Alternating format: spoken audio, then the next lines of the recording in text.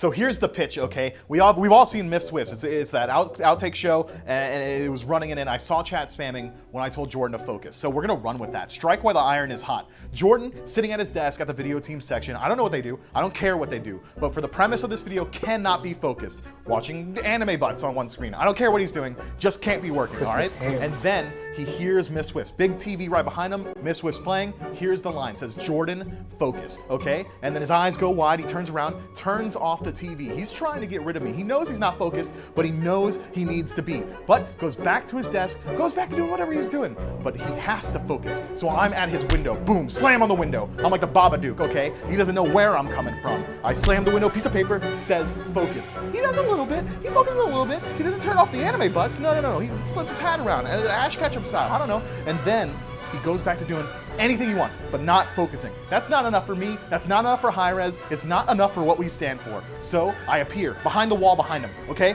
Boom, Mifflin, up there. I tell him to tighten up. He needs to focus. He does a little bit more. He focuses a little bit, but not enough, okay? And then it's not enough for me. It's not enough for me, okay? We have to go even further beyond that, all right? He does eventually close the screen, but that's not enough. I'm still appearing. I'm appearing everywhere. I'm in the bathroom. I'm in his cereal. I'm in his snacks. I'm telling him to focus, and eventually he switches desks. I'm under his desk, okay? I'm telling him to focus there, and that's where it happens. He sits in a maxonomic chair, his eyes dilate, and he finally finds his focus. Okay.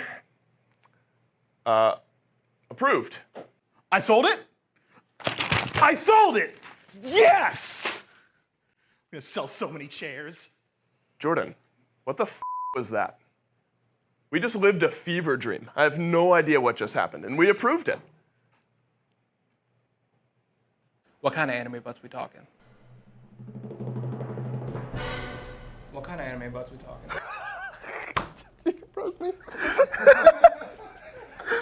Hello, everybody, and welcome back to the second match of the day for the SMITE Pro League. Brought to you by our sponsors over at Maxonomic. If you want to get your hands on one of those SMITE chairs, make sure that you can stay focused up, you can go to needforseat.com and use code SMITEMAX to get yourself a nice little discount. I don't know where Jordan is. I hope he's focused, and I hope all of you are focused up, because this is a big match today. Here in studio, we have the Atlantis Leviathans and the Olympus Bolts facing off for the second time this phase. My name is J-Mac Tucker. With me is Taco to bring us a big set for the day. The last time these two teams faced off is a 2-1 for the Olympus Bolts.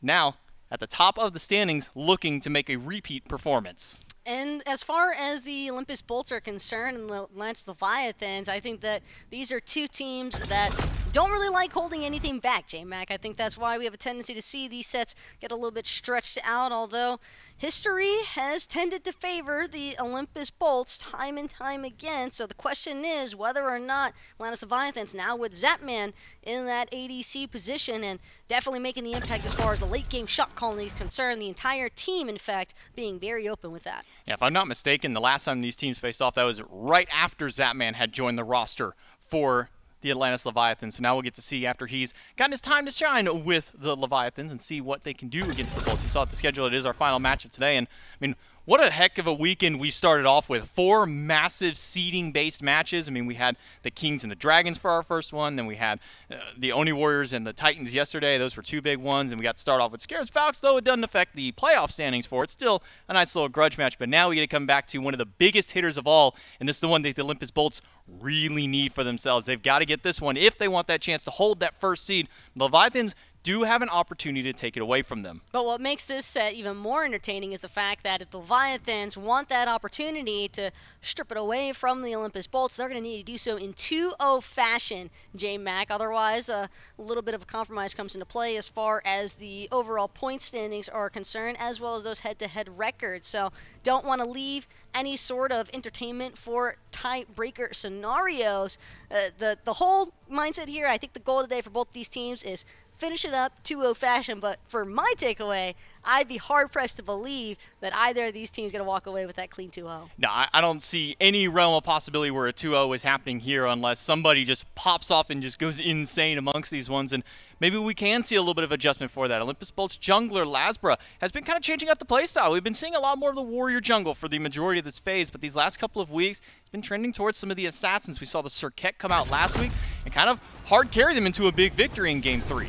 Yeah, Lasbra is certainly a guy where, don't want to gas him up too heavily. You never know when he might be right behind you, though. That's the main playstyle that he seemed to have with these assassins, J-Mac. He loves sneaking up on the opposition, and that is the real takeaway, I think, is got to keep eyes on where this jungler is going to be at.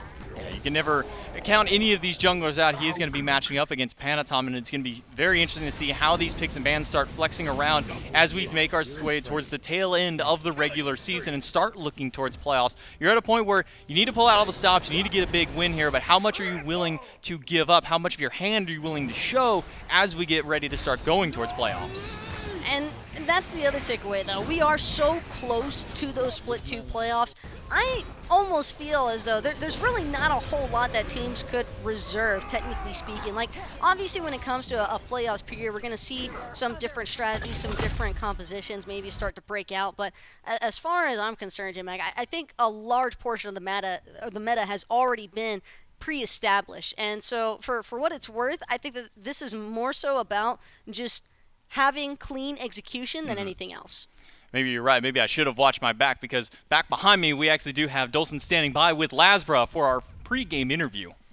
Yeah, that's right. Good thing Taco and J-Mac didn't say anything too harsh about you there, Laz, because it would have been awkward. You were glaring beams into their... I would have been so mad. I can tell how mad you are. Let's pick up right where they left off. You got this matchup. You're playing the Valkyries as well prior to the Phase 2 playoffs.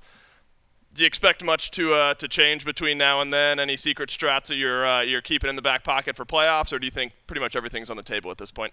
There might be something in the backpack, who knows. Not really gonna show too much, I guess. Just do the usual. Sure, fair enough. And the usual works against this Leviathans team. For you guys, you played them the first week they had Zapman on the roster.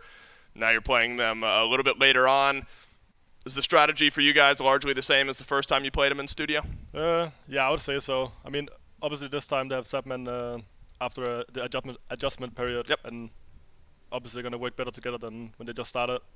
But yeah, just do the same usual. Feels like this is a Leviathans team where Shinto gets all the protection, so hard to find that guy in the back line. Do you take that as kind of your job? Let's find a way to get onto Shinto and get him out of these fights? My job is just get through the early game, hope the team is happy, and let them carry me. That's right. Early game is key here for Lasbra. Thanks for talking with me. I'll let you go back and get prepared. We'll go back to the desk to keep going with the pregame. Well, thank you so much, Dave, for bringing the interview with Lasbra here. And yeah, getting through the early game is kind of the roughest part for some of the junglers right now, as that seems to be kind of the early brief moment, lying in waits here and trying to break through that back line for this Leviathans has been one of the biggest challenges for teams. Shinto and Zapman in particular have had so much protection coming from their frontliners, coming from their solo, coming from their support, and even Panatom opting towards a lot of these supportive styles. And we've been seeing a lot of the Erlong Shens to offer for some protection for him and try and combat against what these bolts are able to bring. I think one of the primary reasons we often see gods like the Erlong and Gilgamesh, Osiris is starting to break through more often than not in this meta particularly is because of the fact that warriors, not only do they get to have a chance for impact in the early game, which is arguably the best time period for influence to take place out of that jungle position, but also these warriors can have a little bit more influence as well once you start hitting that 20-minute mark and beyond, largely looking at the utility they bring in their ultimates. And obviously Gilgamesh, I would not be surprised in the slightest to see him being one of the more heavily contested picks this set, if not banned away entirely, because that Winds of Shamash, always going to have that team fight impact, always going to have that early to mid-game strong scaling with the Gilgamesh as well. And not only that, but Leviathans are very much a team that is, I think, strong in terms of overall synergy. And when it comes to team synergy, and you're dealing with the top end of it as well, between Leviathans and the Bolts, it could really be as simple as just one pick determining a crazy outcome. Now, if I'm not mistaken for it, and I've got to go back and double check through it, but talking a lot about these warrior jungles, it's something we've talked about pretty much the entire phase, because it's one of the newest big things that have popped through. Previously, it was pretty much just exclusively Assassins for. And as we take a look, as you can see, our players chilling out in the studio. We do have Panatom here on the camera, just chillaxing, waiting for this next set to come through. But as I'm checking through, if I'm not mistaken, I believe all but one game yesterday, maybe two, we saw Gilgamesh as either a pick or a ban, which from going from our waiting room segment that we had at the beginning of the day, up until this week, there was only 6 games all year that Gilgamesh had not been picked or banned. Has, I believe, the highest pick ban right next to maybe Tiamat in this case, because Tiamat, well, it's Tiamat. You got to make sure to pick her banner. But from what I can see, it doesn't look like in the second set he was even looked at all. So we're up to 8 games for an entire phase, over 120 games being played, and only 8 of those times we have not seen Gilgamesh. How big and how important do you think we'll see him in this pick and ban? Well, I think the numbers alone have basically indicated that Gilgamesh pretty good. And especially for the likes of Lazra and Panitham, they're both experienced enough junglers. And I think for Panitham especially, Leviathan so much depends on their front line in terms of initiation. We oftentimes see Yorkor looking for some of the more aggressive options as well. So keeping my eyes peeled for sure on what these teams end up doing in the drafts. Well, wait for no more speculations. We're ready for picks and bans. Game number 1 for our studio match between the Atlantis Leviathans and the Olympus Bolts. Lots of gods have kind of been fluctuating between the top picks and bans. Tiamat has always been a staple. Yamoja is one you have to ban away from the Leviathans. Raijin has been making a huge resurgence. I believe in every game we've seen this weekend, he has been either picked or banned, and when he is picked, he has been 100% win rate so far. And Leviathans, they're going to opt early on for an Artemis ban. But, J-Mag, I don't know if this is so much about the focus of trying to prevent the Bolts from having Artemis as much as it is about trying to set Shinto up for a possible Raijin pick early on. If you remember, he has still been undefeated on this Raijin. Not only that, but I'm seeing a lot of mage focus, and I'm not seeing a whole heck of a lot of ban focus towards the jungles. Osiris, well, Gilgamesh finally going to be taken out of the mix here by the Leviathans, despite their preferences for grabbing this god for beneath them. Seems as though they'd rather shift their focus elsewhere, and could be a frontline establishment here out of the Leviathans early on, given the fact that Bolts, they're onto the Leviathans entirely. They're not going to let Shinto have Raijin. And is it really any surprise that we're seeing so many mage bans? Not just because we have a ton of strong mid laners within the league, but the top end of the mages are so far and above what we've even seen in previous seasons, previous splits. Doesn't matter. This has been the season for mages. This has been the phase for mages because of these Tiamats, when Morgan Le Fay was one of the big picks, and now she's kind of fallen to the wayside a bit, and it's been replaced by Raijin and Giannis as some of the top ones. But as our first bans come through, as 3 mages, we highlighted the Giannis, Raijin, and Tiamat, as well as Yamoja, Gilgamesh, and an Artemis all banned away. And the first picks coming through, Osiris as a top pick for the Leviathans. Meanwhile, the Bolts, they'll take Fafnir. But J-Mac Odin, he's still up for grabs, and it doesn't seem as though the Bolts are really all that concerned with establishing him as a pick early on. I can't really blame him. With the Osiris already locked in here, Leviathans, if they were to opt for an Odin, A, I don't think it'd really be all that ideal up against the likes of Fafnir, Cerberus. B, it just seems very physical dependent at that point out of the Leviathans draft. But this Terra lock-in from the Leviathans could possibly persuade the Bolts to consider looking in that Odin's direction. In that case, that would have to be maybe an Odin out of the jungle in that instance if they want to go for it, as they have locked in 2 frontliners, the Fafnir and the Cerberus. And Cerberus, not likely going to go anywhere but one of those 2 side lanes. Seeing him out of the jungle would be a little bit silly, nonetheless, for it. But making sure to draft frontline early for both of these teams. And you can't sleep on Cerberus jungle, though. I can sleep on it because I've never seen it, and I don't think it would be very good. Now, somebody will probably, if you do have a good Cerberus jungle game, maybe you throw an at towards me on Twitter or something like that and call me out for it. But so far, I haven't seen it, so I'm not banking any on it at all. But Cyrus and Terra and Morgan Le Fay will be locked in hero for the Leviathans, making sure to get their mid laner before the second round of bans come through. As much as I like playing devil's advocate, I do have to agree. Very unlikely that we see a Cerberus jungle by any stretch of the imagination here. Terra, Morgan Le Fay, on the other hand, with those haven't been locked in, not only is there strong team sustain, I like the counter initiation that Earth and Fury is going to introduce. You also have the counter initiation off of Morgan Le Fay's kit in general because of that fear and the knockup. But with the Hell, Cleanse incredibly strong against such a low crowd control composition so far out of this top 3 from the Leviathans. And now Bolts get their opportunity to immediately take Odin out of the game. On top of that, if they wish to take that Circuit, then they could definitely entertain the notion unless the Leviathans are willing to invest a couple of bans Lasbra's way. There's an option available for it, and as the picks and ban, or as the second round of bans come through for it, Odin will be something that the Bolts are a little bit worried about now because they have that Hell locked in for themselves. With the Cerberus and the Fafnir, they can get out of the Hell, or out of the Odin cage, no problem. Hell, a little bit trickier for it. Has to use those basics or invest a Phantom in order to get out. So a wise ban for him, and taking Kukulkan away from Harkonnen as well. That's been one of his staple go-to solo lane picks. Has a little bit of an 8 anti-heal into his kit as well, so make sure to take that off the board. It doesn't seem as though the Bolts had any intentions of believing that Osiris was a guaranteed lock-in for the solo lane. It's often that we see the Osiris being flexed between jungle and solo, but in the Leviathan's case here today, they're going to be a little bit more pressured if they want to take this Osiris into the jungle, because right now, as far as Yarkota is concerned, King Arthur is still potentially up for grabs, but I think it's going to be the RDO, and this is an interesting one. I have to remember RDO on the back now of the most recent updates, her movement speed shifting from 75% to 100% whenever she opts for that bear charge form. So a little bit more capabilities, I think, of actually charging into the back line here from the Bolts. The lockdown certainly could be strong, but I really like this Erlong Shen here for the Olympus Bolts. I think that there's so much early game aggression out of this current Bolts draft. Grab the Old Faithful with the Heimdall for Zapman, but with Ardio and Terra locked in now, it kind of bodes the question of which of these two Guardians is going to the support role, because Neil plays the Ardio a ton in support, and that's, I believe, where also Aurora played it for a short time period as well. But we've also seen Ardio played in solo lane. That was back during the King Arthur's Rising meta, and that was kind of one of the answers to deal with King Arthur. We've also seen Terra flex between those two roles, so if you're this Leviathan's team, where are you sticking each of these Guardians?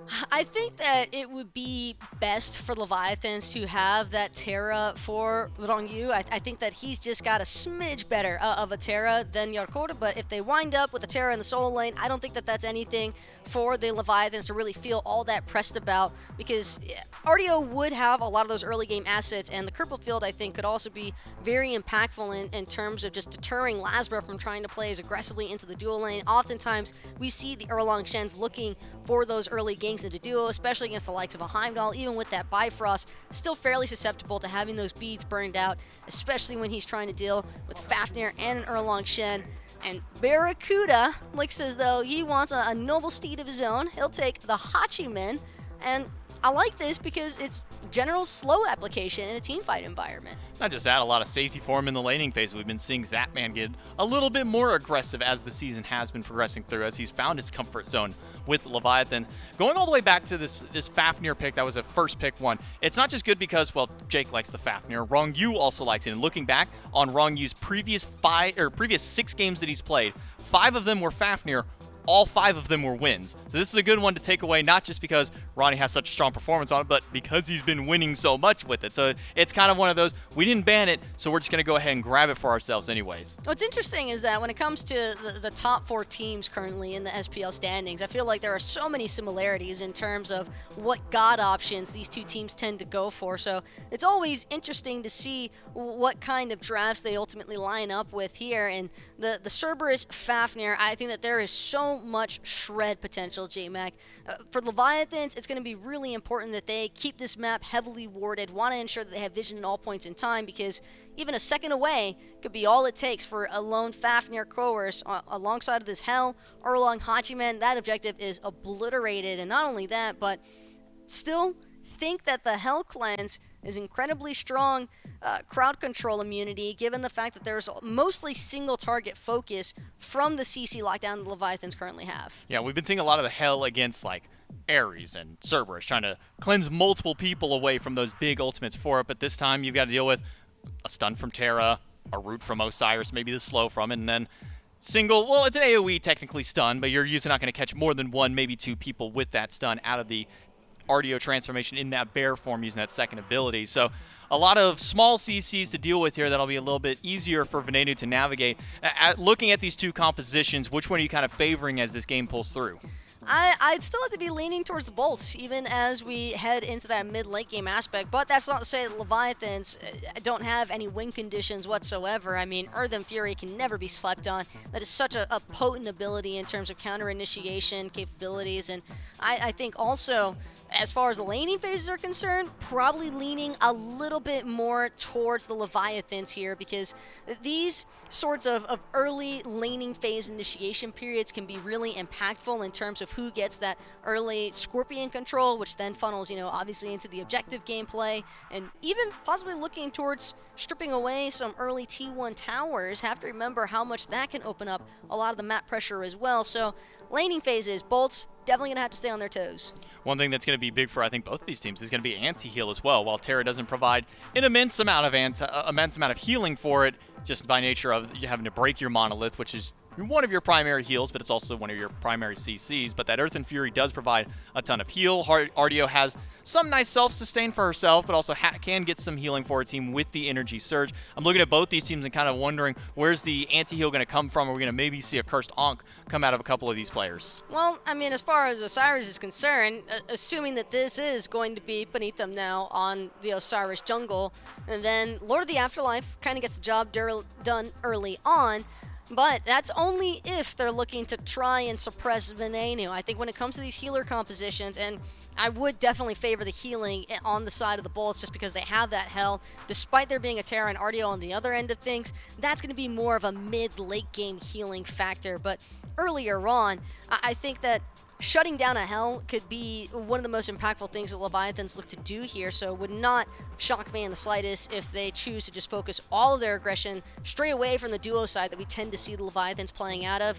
Throw everything Venenu's way, because if you're even with a healer composition, even in the leading into that mid game, usually not the best place to be. Yeah, you need to be 2, 3, 4 levels up over a hell by the time you guys start hitting late game stride. Otherwise, you may be in for a rough time for it. You're going to need multiple anti-heal items just to deal with hell alone. She's one of the only gods in this game where you need to invest almost every potential anti-heal item to deal with, because she'll still heal through her Cursed Ankh, whatever. I'll heal, we'll walk away from the fight, no big deal. Now we don't have to fight. Her Cursed Ankh's over. All right, cool. Sustain right back up for it. This Cerberus is going to play a lot of frontline available for them. This Fafnir is going to provide tons of peel for them. And hopefully we won't have to wait too much longer for this action as we get to kick it off to game number 1 in the studio. Dulcin and Agro, take it away. In we go to the Atlantis Leviathans versus the Olympus Bolts. And what a matchup we've got back in the studio. Not only is this a top 4 matchup, so that's fantastic, but there's also some seeding implications on the line. If the Olympus Bolts win this one aggro, they're guaranteed top 2. If the Leviathans win this set, they keep their hopes alive for top 2. And so, very important considering the first round bye in the Phase 2 playoffs. No doubt, those Phase 2 playoffs are a huge deal, and both these teams are going to want to make an impact there. So, plus, getting some momentum, I mean, it gives you confidence being a team of the Bolts caliber, of the Leviathans caliber. I'm just excited to watch some SMITE, especially when it's in studio where you know these players are really gearing up to bring their best. The first thing I'm noticing, Dave, is that both supports start Bracer of Radiance. Yep. After mid-season, everyone was like, yeah, who cares? That was a Mike thing, right, for a little while. Mike was the first one to do it that I can remember.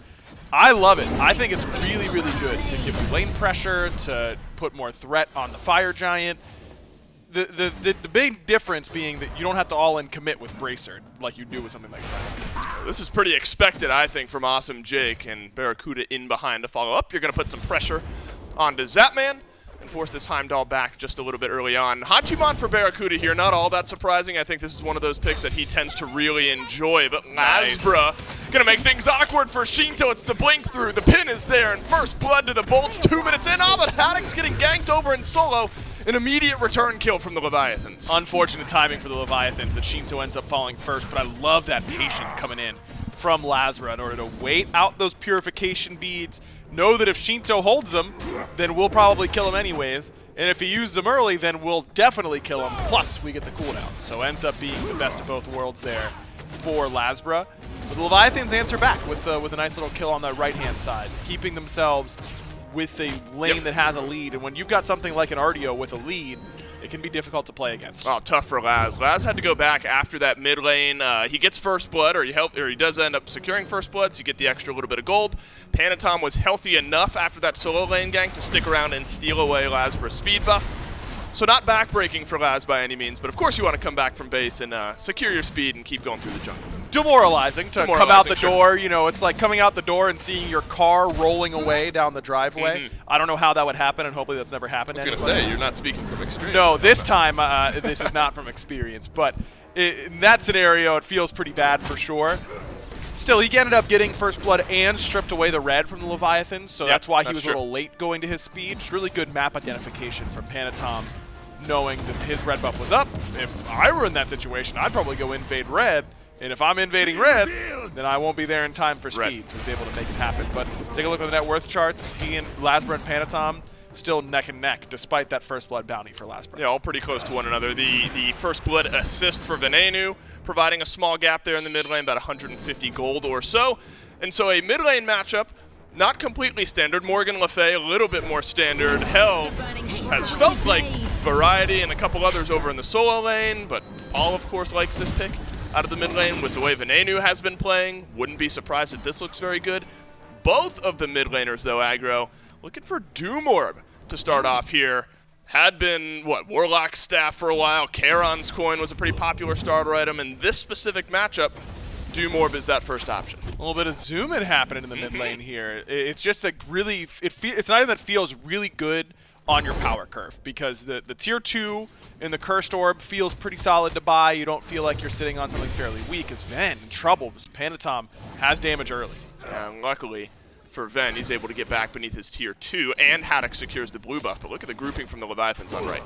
Just trying to keep that pressure up once they got that one kill, and now Panatom right back on speed, and Lasbra nowhere close. So there's back-to-back speed buffs. Oh, nice. Cancel that. Venenu, world's best teammate, secures the speed buff for Lasbra, which he's going to be very thankful for. But going back to these Doom Orb pickups in mid, things like that, the Charon's, it gets nerfed. It's only 70 power now. That feels a little weak to be going early on. The 20% pen was never really great early anyways. Warlocks, okay, but still pretty slow to start. If we feel like we want to fight early, then something like Doom Orb feels way better for that. And for a character like Hell, much higher in MP5 than something like Warlock. So you get exactly what you need out of that item. I like the adaptation. I was wondering if people were still going to be building Charon's first after the nerfs, because it has not felt particularly good in my testing. I like this option. Yeah, it's those next items then where I think we're going to start to get a little bit more clarity on where these mid laners' minds are focused. So both junglers have gotten involved early. Both junglers have a kill on board. Panatom has put plenty of pressure on the right-hand side of the map. Blue buff invades has been on the mind of the Leviathans here. Let's try to keep Haddox behind, because this Cerberus pick is one that has skyrocketed in popularity, hasn't it? Where you're getting so bruisery, so tanky as the game goes on. But not surprising by the time the game is over, of course, depending on how the build goes. If Haddox is somewhere close to the top of the player damage charts because of the type of output that this pick can provide. I mean, what does he do poorly? I mean, he's got CC immunity, he's got elite, he's got great CC, the paralyzing spit's hard to land. That's really the weakness of the character, but at this level, that's not a weakness at all, and players are going to be landing it consistently, so he just slams you. And we saw it from Solar Patrol in the last set. Our core takes the Stygian Torment, but gets on out of it. So Haddox now doesn't have that ultimate. And hey, Panatom, right side pressure. He's here again. Lasbra one level down to try to assist on the blue buff. Zapman has to use his beads in the Bifrost, and so Zapman will survive. Can you say the same about Yarkor? No, you can't, because Lasbra's picked up the kill, and now Panatom sent the other direction. That's always the threat, isn't it? When you telegraph where you're putting this pressure, if you're going to the blue buff on cooldown, the Bolts are going to know. And the Bolts end up winning both sides of that engagement. They win on left side. They get the beads out from Zapman. Good pressure in the 2v2 from Jake and Bara. And that kind of causes Shinto to have a little bit of hesitation. Should I go left, potentially help my duo lane? Should I go right, help our invade? And he ends up staying at home in mid and just farming instead. Whereas Venenu knows, hey, my duo lane says they're good. They're just getting this play and then getting out. I'm going to rotate right, and he's the difference maker in making sure the Yarkor ends up falling. Big play from the Bolts, and their willingness to step up and defend and not just allow Panatom to dictate the pace of this game is always a good sign. You hear me talk about it all the time on cast, on who's got the initiative, who's the one doing the actual pacing of the game, who's forcing the enemy team to respond to them. And so far it's been the Leviathans, but the Bolts have answered. Yeah, wow, and then there's going to be a coerce spread across the team here, and look at where the Leviathans are on the map. Nowhere close by, and so it's an 8-minute Gold Fury going to the Olympus Bolts, and that's going to build up this gold lead just a little bit further. It was about 1,000, grows further now. Venenu might have a stun on the other side of this, will use the beads, and so it doesn't take much damage, but as far as the utility goes, now doesn't have one of those relics. So a good swing for the Bolts. But Ven's got to be a little extra careful for the next 150 seconds. Definitely a bit too early on those purification beads there from Ven. Maybe expecting a Lord of the Afterlife, but you hope you're going to be able to just react to that sound cue. Ends up losing the beads, but that hurts hell less than most other characters. That's true. Can cleanse things on out. He can. Haddox uses Stygian Torment. Once again, Lazarus taunted in a couple. Haddox has got to be an afterthought here, but he's healing up plenty. Panatom has got to kill. Nonetheless, onto Lazarus. Now Haddox is going to get chased down by Shinto and Panatom, and it's a double for the Osiris. What a way to turn around an earlier dropped kill by that blue buff. Panatom's already got 3 and a blue buff invade to boot. Man, I'm loving the pace of this game, Dave. One team gets aggressive, gets punished for it, and then the other team doesn't just roll over, doesn't say, oh, you know, our game plan isn't working. They get back in there, and they get back to work, and that's exactly what the Leviathans do. They lose Gold Fury on the left-hand side. They're losing that side of the map. We still feel like we can get pressure on this right side, and they continue to do so, chasing Haddox up and over that wall, finding Lasbra in the perfect spot, and you're seeing what the Leviathans are really good at with this composition, which is just grouping up and running you down. Really centered around this Osiris and the Artio and the Terra. A ton of healing for them. And it's not as centralized as it is on the Bolts. There's healing on the Bolts, so I should expect anti-heal coming here from Shinto, no doubt, up against the Hell, and even the Cerberus, who's going to absorb a lot of the healing on the other side, and the Erlong Shen. All of those characters are gods that I would consider building anti-heal against. But now you've got it all centered around one guy who's going to be doing the vast majority of that, which is the Hell, whereas the Leviathans have it a bit spread out between the Artio and the Terra. Well, the junglers, I think, agree with some of that anti-heal mindset. Both have mirrored one another's builds 10 minutes into this game. Stone Cutting Sword into the Toxic Blade for both of these. Junglers ought to be able to utilize those items quite well. Interesting, if we're following on with the mid lane builds aggro, both go Doom Orb. Shinto, something in that flat pen tree.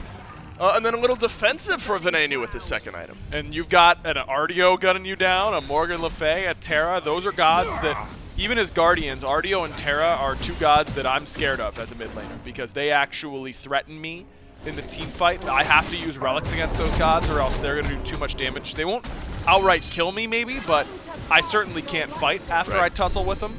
Something like Genji's is going to work well here for Venenu. It's more MP5, which is something that Hell always needs.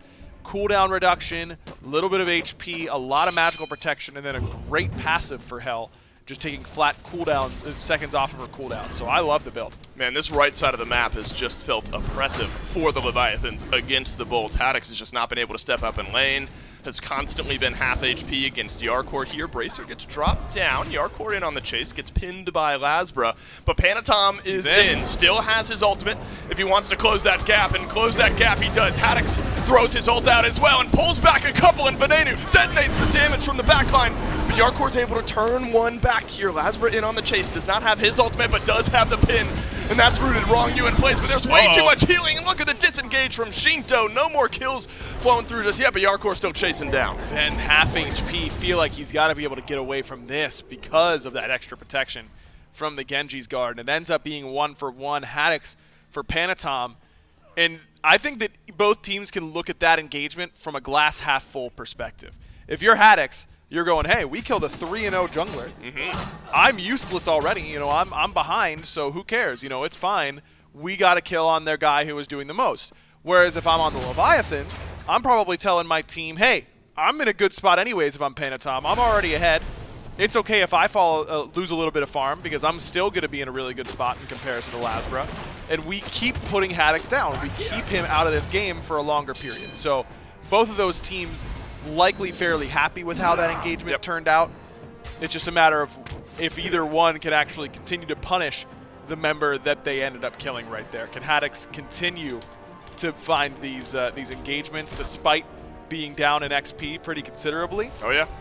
Or will he start to fall behind and start to get one shot a little bit too easily? Right, 2-level difference is the XP deficit there for Haddox over in the solo lane. Venenu's got that 1 level lead over in mid. The kill on the bounty definitely helping him there. Top net worth in the game, about 500 or so over Shinto there in the mid lane. So Fury respawns here, aggro. The Olympus Bolts did not shy away from taking a very early gold Fury a few moments ago. Oracles are down for the time being now from the Leviathans. They'll ward up here a little bit. I can't imagine a world where the Bolts are able to sneak away another Prime or another Fury of any type from the Leviathans here. Might see a grouping. You got to watch out for those solo laners rotating in. That's a big indicator. Especially because Rongyu's actually upgraded his Bracer of Radiance and now basically has an extra free sentry in the pocket. That'll act as a sentry ward to clear out vision as you are putting DPS threat on the Primal Fury. So I think that really feels good for him. He's in the same part of the build as Jake. They both have 2 items complete, but I believe that Rongyu's build is slightly cheaper and thus can end up spending that extra 500 gold towards that upgraded Bracer of Radiance. So feels good for him and for the rest of the squad. And with that Bracer, you feel like even the Leviathans could threaten a pretty quick Primal Fury from this position. Panatom's objective DPS isn't amazing, but it's better than what a lot of other assassins would be able to do at this point, just because that mannequin and the stone cutting combo, that feels really good on some of those objectives. Well, Panatom assists Yarkor on the right side of the map with some of that objective DPS that he's got.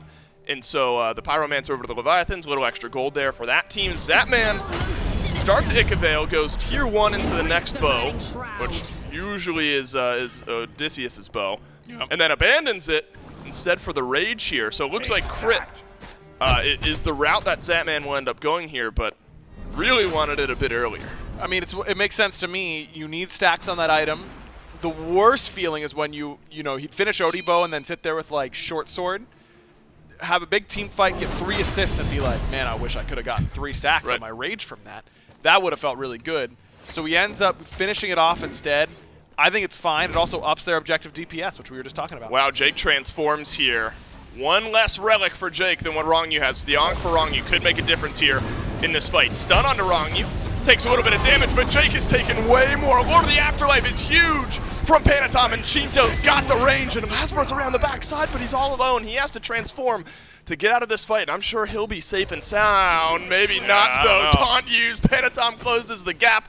And that's on me for not assuming an Osiris will chase him down. Man, Panatom is playing so well right now. Been a part of every kill for the Leviathans, and in that fight, Lord of the Afterlife pure anti-heal is huge. Yarkor re-engages onto Haddox here, receives some healing from Venenu. Primal Fury down to half HP. Now Barracuda looked at, has to dash away, and will use the ultimate as well. So Barracuda survives, but at what cost? You have to assume a Primal Fury is going to go down here at some point, unless the Olympus Bolts want to poke their head back around that corner. Some sustain from this Terra might make things interesting, but instead the Leviathan's thinking twice. This Hell sustain starting to become problematic already, and this is a big difference in the way that the sustain worked for these two teams. I was talking earlier about Artio and Terra. You've got good sustain on your side anyways, so you feel pretty good about these elongated fights, but you need to be fighting in order for that sustain to really feel good. Particularly for the Artio, that's the only way that she's actually healing you up, is if by hitting enemy gods. The Terra you're really looking at as a burst heal off the ultimate. The Monolith sustain doesn't shake a stick in comparison to Hell, so you're seeing the difference there, and that if the Bolts can fully disengage, that they're going to be able to really abuse this Hell sustain more than the Leviathans can keep up with. Aggro, you are so close. Let's see what Zapman and Barracuda do here. They crit rolls through, and that's kind of my next point. You mentioned, man, you get a rage, you're in a fight with 3 assists, and you're sad that you didn't get it. You were very close. It was 2 assists for Zapman. But he had the rage nonetheless, so now a couple of stacks. Building up on that goes back. It's the Odibo anyway. And so maybe the build path choice correct there for Zapman. Ends up paying off for him. And look, I was playing my Price is Right rules. I just didn't want to go over. You know, that's the real fear. So you always bid low in those situations. Yeah, it works out. Zapman gets the 2 instead of the 3, and already a couple of crits. I can't remember if we determined Zap has great or poor crit luck. I forget which one we determined when we were doing the Hunter roll queue there, but it's one or the other.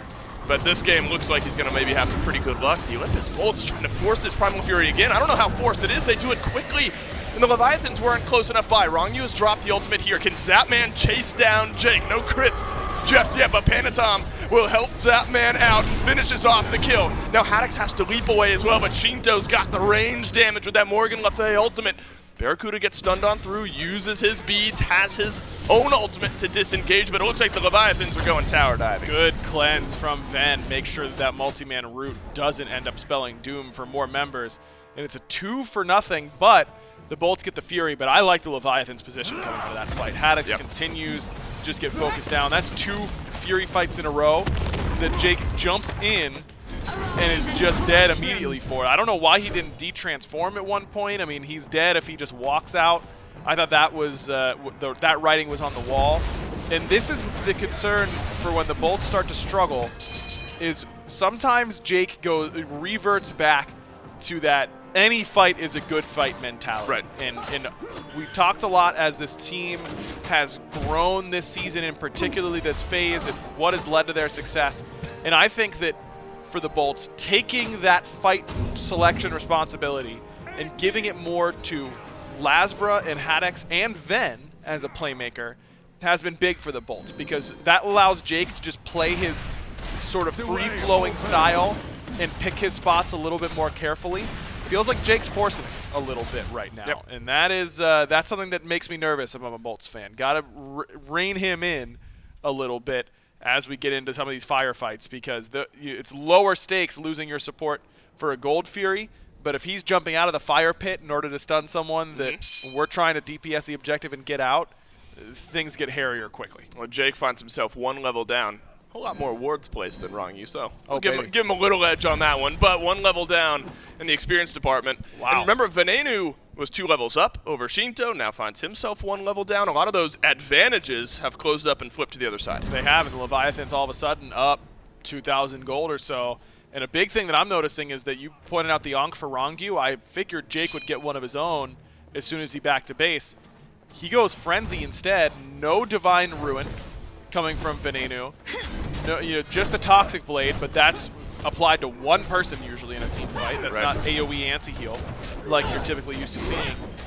Bolts are really banking on Haddix hitting 20 and upgrading the Tainted Steel. I don't understand where else their point is going to go, because Jake's not even building Contagion or Pestilence. I think the Bolts are very under-equipped to handle the in-combat healing from the Leviathans in this match, whereas the Leviathans have given plenty of respect. Everyone's got a little. Everyone's got a little. Everyone doing their part, save for Zapman. But he might go Shadow Steel Shuriken at some point in this build. If I'm the Bolts, I'm probably trying to take 0 fights from now until when Haddix hits level 20. And this is what happened, not that the game is over, but this is what happened when the Bolts played the Dragons, where you're going back and forth. Things are chaotic, but like big sort of swings one way or another. And so that's what we're seeing, at least in game number 1 here, up against the Leviathans, where things are very close. It's not a massive game-breaking swing just yet, but you find yourself 3,000 gold down, and the Leviathans a team that's good enough at pushing those leads and playing around. But at first we didn't know how solid of a core it would be when Zerkor had to go back to solos. Zapman back in, or not back, but into Hunter for this team.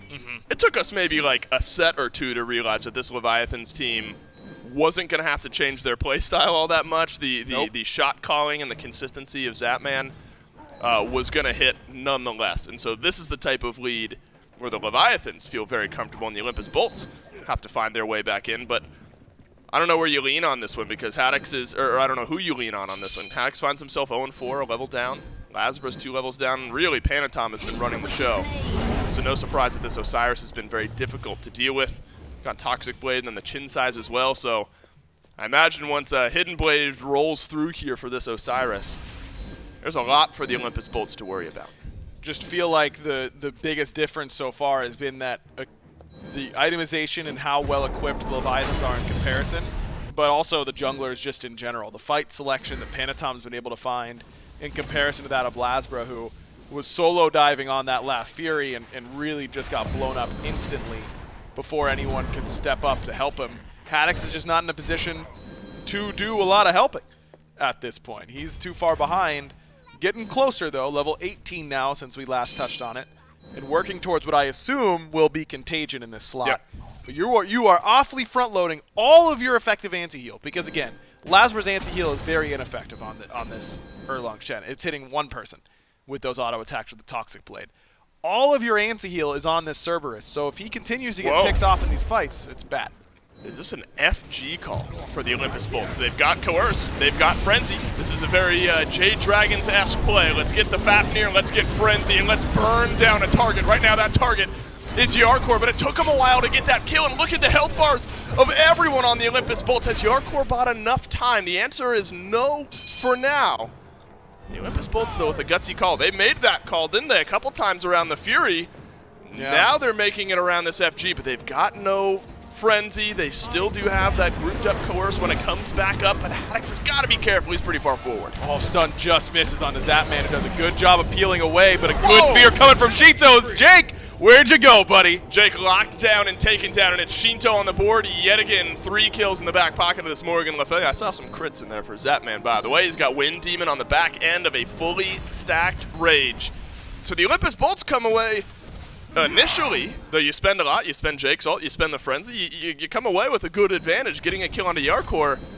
And then maybe you overstay just a little bit, or Jake gets a little overzealous and ends up getting taken down. That's a lot of damage onto Shinto, who does not have beads, and Venenu pops him in the mid lane, and so the Bolts find another advantage on the back end of a fumble. I love that play from Haddix, because he has just been getting crushed all game. Yep. 0-4, his lane's been getting camped. He needed it.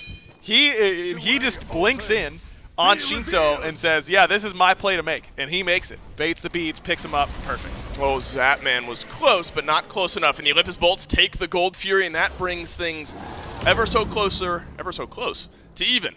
The Leviathans find themselves now just 1.5 or so K gold in the lead. They were 3 or so thousand ahead. And so now we've seen this game plan aggro from the Bolts, where if they feel like they've got this small gap like this to push an advantage around one of these objectives, they're going to take it. Jake transforms, spreads out the Coerce. Panatom is alone around the backside, but the rest of the Leviathans closing that gap. FG is low, and the Bolts secure it. Wrong you drops his Ankh, but is it doing enough? Yes, it is, because the first kill goes to the Leviathans, but not before Barracuda trades back. But Zapman joins the fight, and he's got big damage on in. The Olympus Bolts get the FG, but it's going to be the deicide on the other side. Panatom has 2, Zapman has 2, and the Leviathans get all 5. Yeah, that's Mr. Two-Time to you, back-to-back, and now 2-0-8 for Zapman, who simply strolls in and says, thanks for all the space, fellas, I'll be doing the killing here, and steps up and just starts slamming the Bolts with auto attacks. And the Bolts, they're incentivized to group.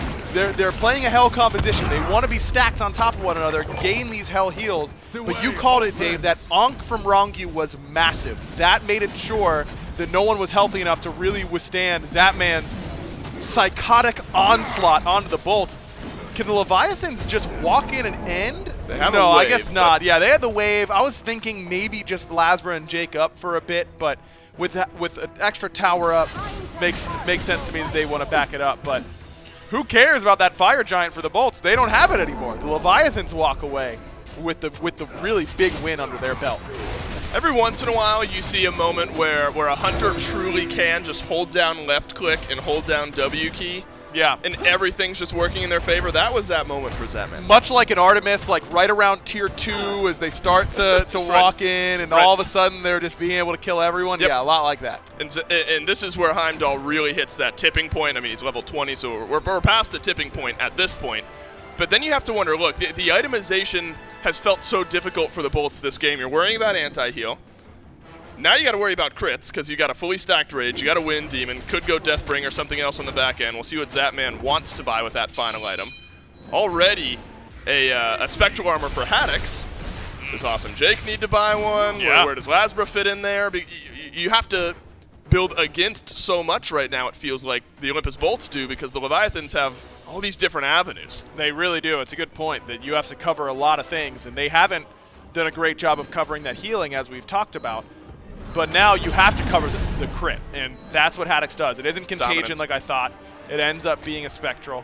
But he does hit 20 and pick up that Tainted Breastplate. So that is huge for the Bolts in this engagement.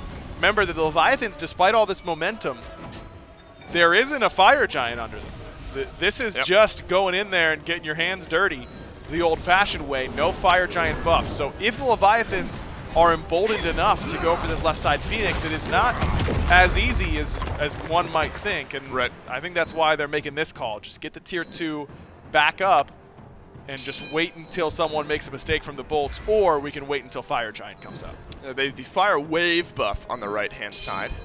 Not a lot of ward coverage here for the Olympus bolts, but without really knowing or seeing where the Leviathans have rotated out of and knowing that the Fury isn't up at the moment, probably understand the general avenue and the general location of where the Leviathans are. So we won't see that trap sprung just yet. Zapman finishes off his build not with Deathbringer or anything else like that. Dominance, I think, aggro started to become more popular as sort of a finishing item in a lot of these Hunter builds. And maybe a great way for Zapman to round out and spread out some of that damage effectiveness. Recent buff to it, all of a sudden, start looking a lot better. Just getting extra pen on your auto attacks in particular feels very good, but don't forget it also has 10% pen just on the base version as well. So you really are getting, what, 25% now on your auto attacks, 10% on your abilities, and that feels very good for a character like Heimdall, who will make you pay with not just the autos, but with the abilities. Do you think that spreads out his damage from crit enough to still be effective against something like Haddix, or you gotta select your targets outside of that? No, I think that when you're at this point in your build with Dominance, you look at what Haddix has, it's really not super scary, even with the Spectral. You're still slamming. As a Hunter, you're hitting whoever's in front of you. Right. If they decide they want to die more slowly and build Spectral, cool by me. But if they decide they want to get out of here quick, that's fine too. And they can just not build Spectral and I'll kill them in a lot fewer autos. Yeah, Zapman in the last fight really turns this game around, though it was trending in that direction, but it was the largest swing we've seen after the Olympus Bolts get the FG. So the FG back to spawning here in just a moment. Primal Fury is going to go over to the Leviathans. Unless it gets taken down in the next 30 seconds, it will be an enhanced Fire Giant, and that's something aggro, especially with the Phoenix respawning here shortly. Luckily for the Bolts, that wave is on the right side of the map, so you're going to be there anyway. You feel like you've got to step up and contest this, because an enhanced Fire Giant for free to the Leviathans with 3 exposed Phoenixes feels like a game end. And I don't know who's going to change for this Bolts roster and who's going to be able to put pressure on Zapman, because I feel like Zap has taken nowhere near enough damage in this game. And that's one of the weaknesses of a comp like this if you're the Bolts, is that your backline dive is really centered around this Erlong Shen and Cerberus. And when they've both been fairly behind this game, I mean, look at where Lazarus is in the player damage. She doesn't even have 3,300 damage so far in this game. Zap got 3,300 damage in the last team fight. It's been a big difference in that department. Lazarus just on the left side of the map here. At least halfway on the left side of the map. He'll take the red buff.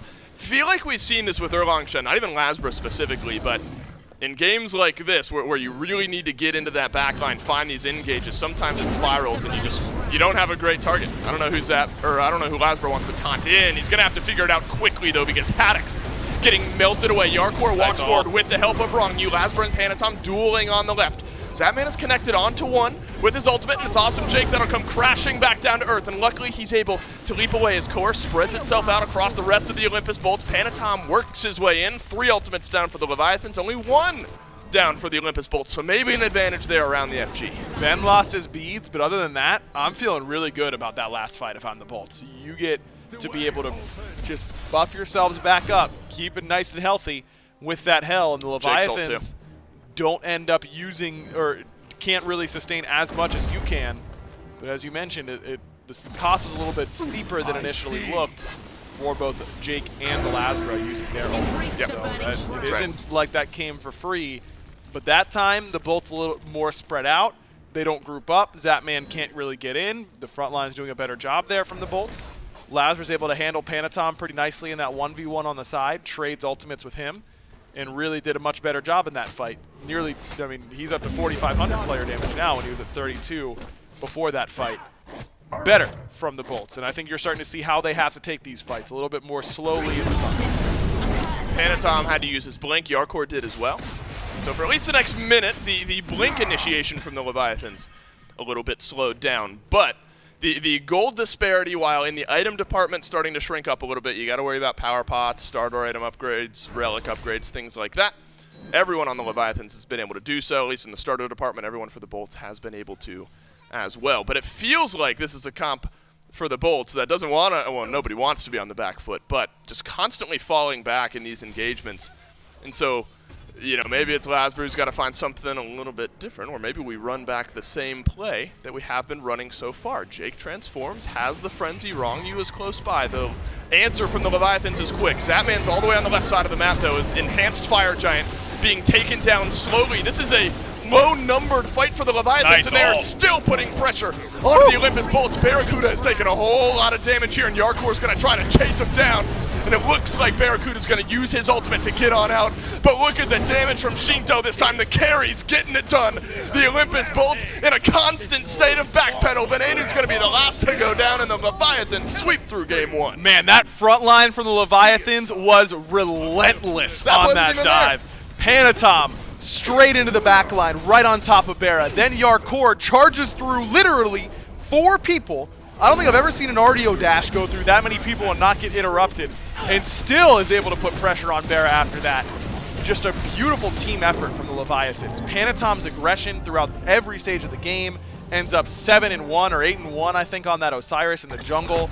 The front line creating space, letting Shinto get a triple in that last fight. Zapman popped off in the fight before that. Yep. When the Leviathans look like that, man, I don't know what you do, because that was really impressive what I just saw. Right. Zapman wasn't even there in that last Didn't fight. need him. We were worried about Zapman for the last 15 minutes, and then Shinto just, we forget about the Morgan Le Fay, I guess, there for a second. That's clinical from the Leviathans. Very back and forth, as we talked about early, and then things just spiral from that point on. And the Atlantis Leviathans take game one convincingly. This one over 30 minutes, so a little bit longer, but a convincing win nonetheless for the Atlantis Leviathans. Now it's time for the Olympus Bolts to bounce back. Can they do it? Stick around. Game two up next.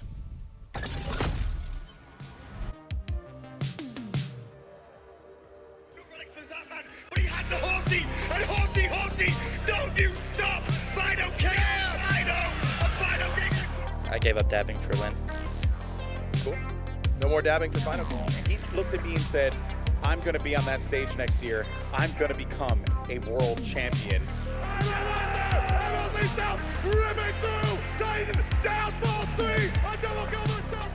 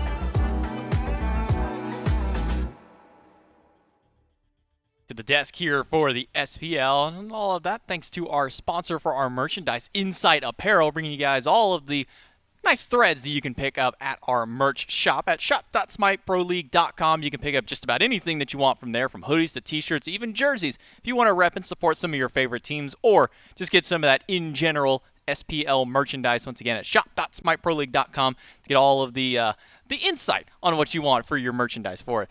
Game number 1 is done and in the books, however. J-Mac and Taco joining me here. And from minute number 1, it seemed like the Leviathans wanted to take control. We saw a rotation in mid from Lasbra, able to get a nice pick for the Bolts, but immediately Panatom responded in kind in solo lane, and that just kind of felt like the momentum of the game was Panatom and Shinto kind of just running away with it. It started off there, I think, J-Mac, but where it really just blew open for me, at least, was surrounding that Fire Giant fight. Olympus Bolts, sure, they get the objective, but at what cost? They wound up just being completely wiped just about, and actually, I think there was a clean wipe entirely, and I like the premise behind what the Olympus Bolts had drafted. I think that the Erlong Shen definitely worked out pretty well in terms of just being able to kind of contrast against this Osiris early game pressure, but ultimately where it really fell apart here was Yarkor on this RDO. That was an absolute devastation for the Bolts when they finished securing that Fire Giant, only to be immediately annihilated after the fact. And then what was that one team fight right at the end where they're trying to siege the Fire Giant, and then they have to walk away because all of the Leviathans show up, and then Hardcore got, what was that, a 4-man bear charge through? And how often do you get to see an RDO run through 4 players uninterrupted? Just RDO charging through. These Olympus Bolts, they're a bunch of gabagool, you know what I mean? They just did not really stand a chance when the Leviathans were prepared for that full-on collapse. And I think more importantly, it was just those buffs to the RDO. I mean, how do you stop a bear charging you with the 100% movement speed? I think that was a prime example of some of the benefits that this bear actually has to bring to the table now. While it may not have reflected in the slash line for it, Hardcore putting up nearly 15,000 damage, just slightly behind Shinto, a little bit there, but Panatom and Zapman even a little bit quiet on his KDA. I believe he picked up 3 kills and went undying that game, but still put up nearly 19,000 damage on the Heimdall. There was one point where I looked up and I saw both him and Barracuda battling for that top spot for top player damage, but in the end for it, Leviathans do take game number 1, and that starts opening up some questions here for the Bolts as far as what will need to be adjusted for picks and bans. The picks were good. Do you think that anything really needs to adjust, or maybe was it just an execution error? I don't think it was necessarily an entire execution error. I think it was more so just great punish from the Leviathans. They took full advantage of the fact that the Olympus Bolts had essentially corralled themselves into that Fire Giant pit with the hopes, obviously, of securing the objective and getting out. But the problem was they had tools in their back pocket, aka the RDO, the Osiris, so much dive and chase rundown, essentially, from this Leviathan's draft. And when you pair that alongside the Curse Dogs that they had opted for, I don't think that it really left many options for Venenu to look for that Hell teamfight sustain after the fact, because the collapse was just so precise from the Leviathans, and Zapman as well getting a chance to rock the dominance. Yeah, calculating a nice little effort there, both towards each of the ends of the Fire Giant. The first one that they were able to get the big win after, even with the Bolts grabbing it, and then the immediate one at the very end of the game where they chased the Bolts off and then were able to just run it down the right side of the map, which they cleared. And after that one Fire Giant wipe, that was, what was that, 3 towers they took away and a Phoenix all in the process, even splitting their efforts for it. But picks and bans for game number 2 here for Leviathans are taking the second pick route this time, because the Bolts elected to take first pick, and the first thing they're taking off the board is going to be Raijin. It's pretty funny, though, these teams, they both have the yellow and blue color schemes. It is kind of nice. So it looks clean. I'm not going to lie. Look at all that inside apparel. Okay, here's my one qualm with it, though, is like, okay, so I know like the main logo itself is the yellow for the Bolt, so we see it here, and then the blue, Leviathan itself for there, but it's like their backgrounds are opposite colors of what it is showing here, so it kind of throws you off a little bit. The Bolt's yellow, though, is it's more of that mustard. Meanwhile, actually, I think Leviathans might have a little bit more of the mustard. Bolts, yeah, they got more of like Bolt's the true like that yellow. honey mustard, kind of. So I'm a little bit closer for that one. But with the bans coming through, Raijin is highlighted before. Tiamat and Terra are going to be the next ones taken away, as Terra has proved to be just a little bit too much to deal with out of Rongu, piloting that support for them. Artio, is that a discussion for something you may need to ban away just because of how well it performed, or is that something where they threw it out there and maybe you take the risk on it? Don't think you need to ban it if you could possibly just look to take it for yourself. I don't think it's outside the realm possibilities to look towards prioritizing an RDO, but the Bolts, they'd rather not. They'd figure, hey, if we feel as but it's obvious though the RDO was definitely problematic, and I think it was most obvious especially when the Leviathans were just chasing the Bolts down, both at the Fire Giant and then the Enhanced Fire Giant pit. It was basically just a very big problem to get away from the bear there. And not only that, they're also going to take away the Osiris from beneath them. They're going to force the Leviathans to switch it up entirely, because last game I think that the Leviathans definitely built the core of their draft surrounding this Osiris and their front line, but if they want to establish that front line early on, it's going to come all the way of Fafnir, and this has been such a heavily contested pick, I think, for Leviathans and Bolts in general in all their past sets. Yeah, this is a top 3 for both of these players. Specifically, Rong Yu has had 5 of his last 6 games before this set.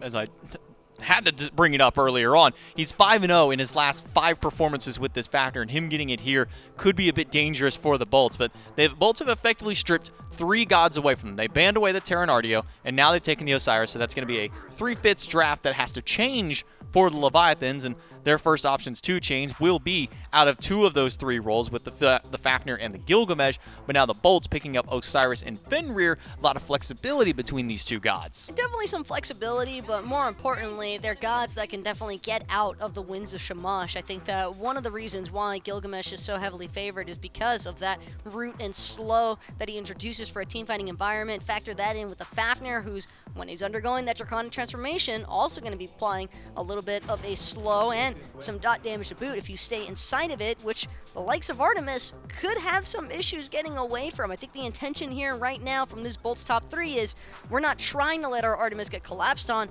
We're looking to be the initiators, get the kills first, so that the Leviathans don't have any opportunities to try and turn on this art.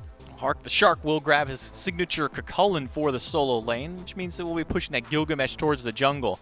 The Leviathans aren't fully convinced where this Fenrir is going just yet. We did see Jake play it in a previous set, so they're going to take at least one shot at Lasbra to make sure to take the Serket away, and I like this. His performance against the Dragons Game 3 specifically with this Serket was one of the better performances from Serket we have seen as of recent, able to even catch a Pele out of her own ultimate. It's not something that you can just do all willy-nilly. You got to have some really good, insane timing to be able to do so. But along with the Serket, we see the Morgan taken away, making sure to take a shot at the mid laner. We're at the flip side for it. The Bolts, they're going to ban away the hell that they had last game, and they're going to take a shot at Zapman and ban a Time Doll. But don't think it hurts Shinto all that much. If he really wanted to, he could just look to run it back on the Morgan Le Fay. And right now, though, seems as if the prioritization is going to be on this Chernabog. Zapman looking to have some of that global impact, and when you have a front line like Gilgamesh, Cucullin, and Fafnir, this could be incredibly problematic. Also, really like Chernabog for his range damage output up against the likes of this Artemis. Have to remember, Crystallized Curses, Vicious Barrage, that's a freebie route, a potential freebie for pulling Purification Beads away from that Artemis. Not to mention, Into Darkness can evade a lot of the current dive damage that the Bolts have opted for, and just basically buy time here for Zap to wait for the troops to back him up. And that Crystallized Curses is, it's not a small area either. You can cover an entire zone of a jungle with just that single ability, and you always got to wonder in the back of your mind, is he going to break it himself? Do I have time to walk through this? Do I just need to wait for it to go off on its own? It brings a lot of mind games to it and kind of clutters up the comms a little bit. But the Leviathans, they'll like to make sure that Shinto has final pick to go for a counter option against the Bolts. So now it comes down to what do they want for their mid lane, and we still don't know exactly where this Osiris and Fenrir are going. If this is going to be Fenrir support, if it's going to be Fenrir jungle, well, still not going to get that question answered just yet. It will be a Merlin for their first pick, but with all these questions still up in the air, the final pick for the Bolts is going to be a big one.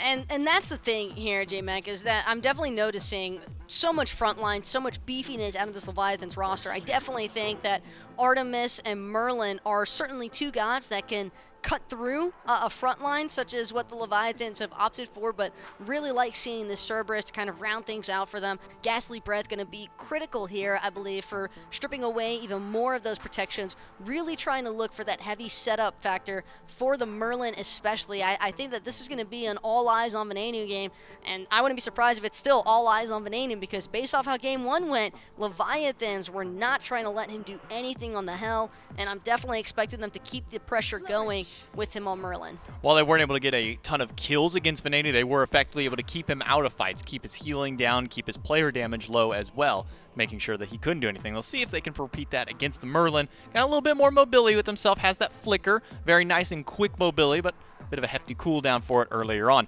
Persephone going to be the final god locked in, and we talked about it a little bit yesterday now that she's finally been able to be played, but a little bit of hot and cold performance with it, a little dicey so far with this mid lane mage. How do you like this Persephone to round out the draft? I think the issue that I have right now with seeing this Persephone, and it's not an issue with the Leviathans draft by any means, by the way, I want to clarify that. It's more so Bera is on the Artemis. We all know how great Artemis Impact can be. We all know how great Caledonian Board can be, but that's only if you're alive for that ultimate to actually channel outwards. And with what the Leviathans have opted for, J-Mac, I'm seeing a lot of utility that can immediately close that gap into the back line, and not a whole lot of crowd control surrounding the bolts to basically deal with it. There's a lot of single target focus yet again here out of the Olympus bolts composition.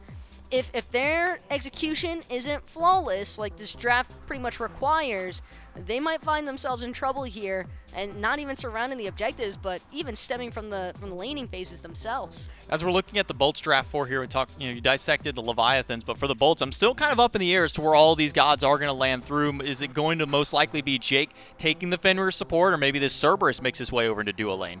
I think I would prefer to see the Fenrir support here for Awesome Jake, Cerberus in that solo lane up against the likes of Kakolin, but it really could be either or. Fenrir would just seem so awkward. I guess you could even throw Osiris into the solo lane, Fenrir into the jungle for Lasbra, and Cerberus for Awesome Jake. That actually might work a little bit better, having Osiris for Haddix, just because it's aggressive. It can go toe-to-toe in that laning phase up against the likes of a Kakolin, and you've got the anti-heal impact with that Lord of the Afterlife. So that self-sustain with the Cuckoo is kind of, I wouldn't say known for, but definitely it still factors into the matchup. Well, Taco, before we jump in game, are we seeing game 3, yes or no? Possibly. Possibly. Well, we'll see. That's kind of a cop-out answer. Maybe the casters have a more clear-cut case for it. We're going to take it to them for game 2. Hey, Aggro, we have 2 options here. You're going to win or lose. Do you think the Leviathans win or lose in this game? Possibly. Possibly. They might possibly win or lose. You're right. Look, you look back to game 1, Aggro. It really just felt like by the end of that game, Lasbro was a complete non-factor. Look, every time he went into the back line, he was just getting CC'd instantly, and as soon as you're an Erlong Shen who gets CC'd, you're dead to rights.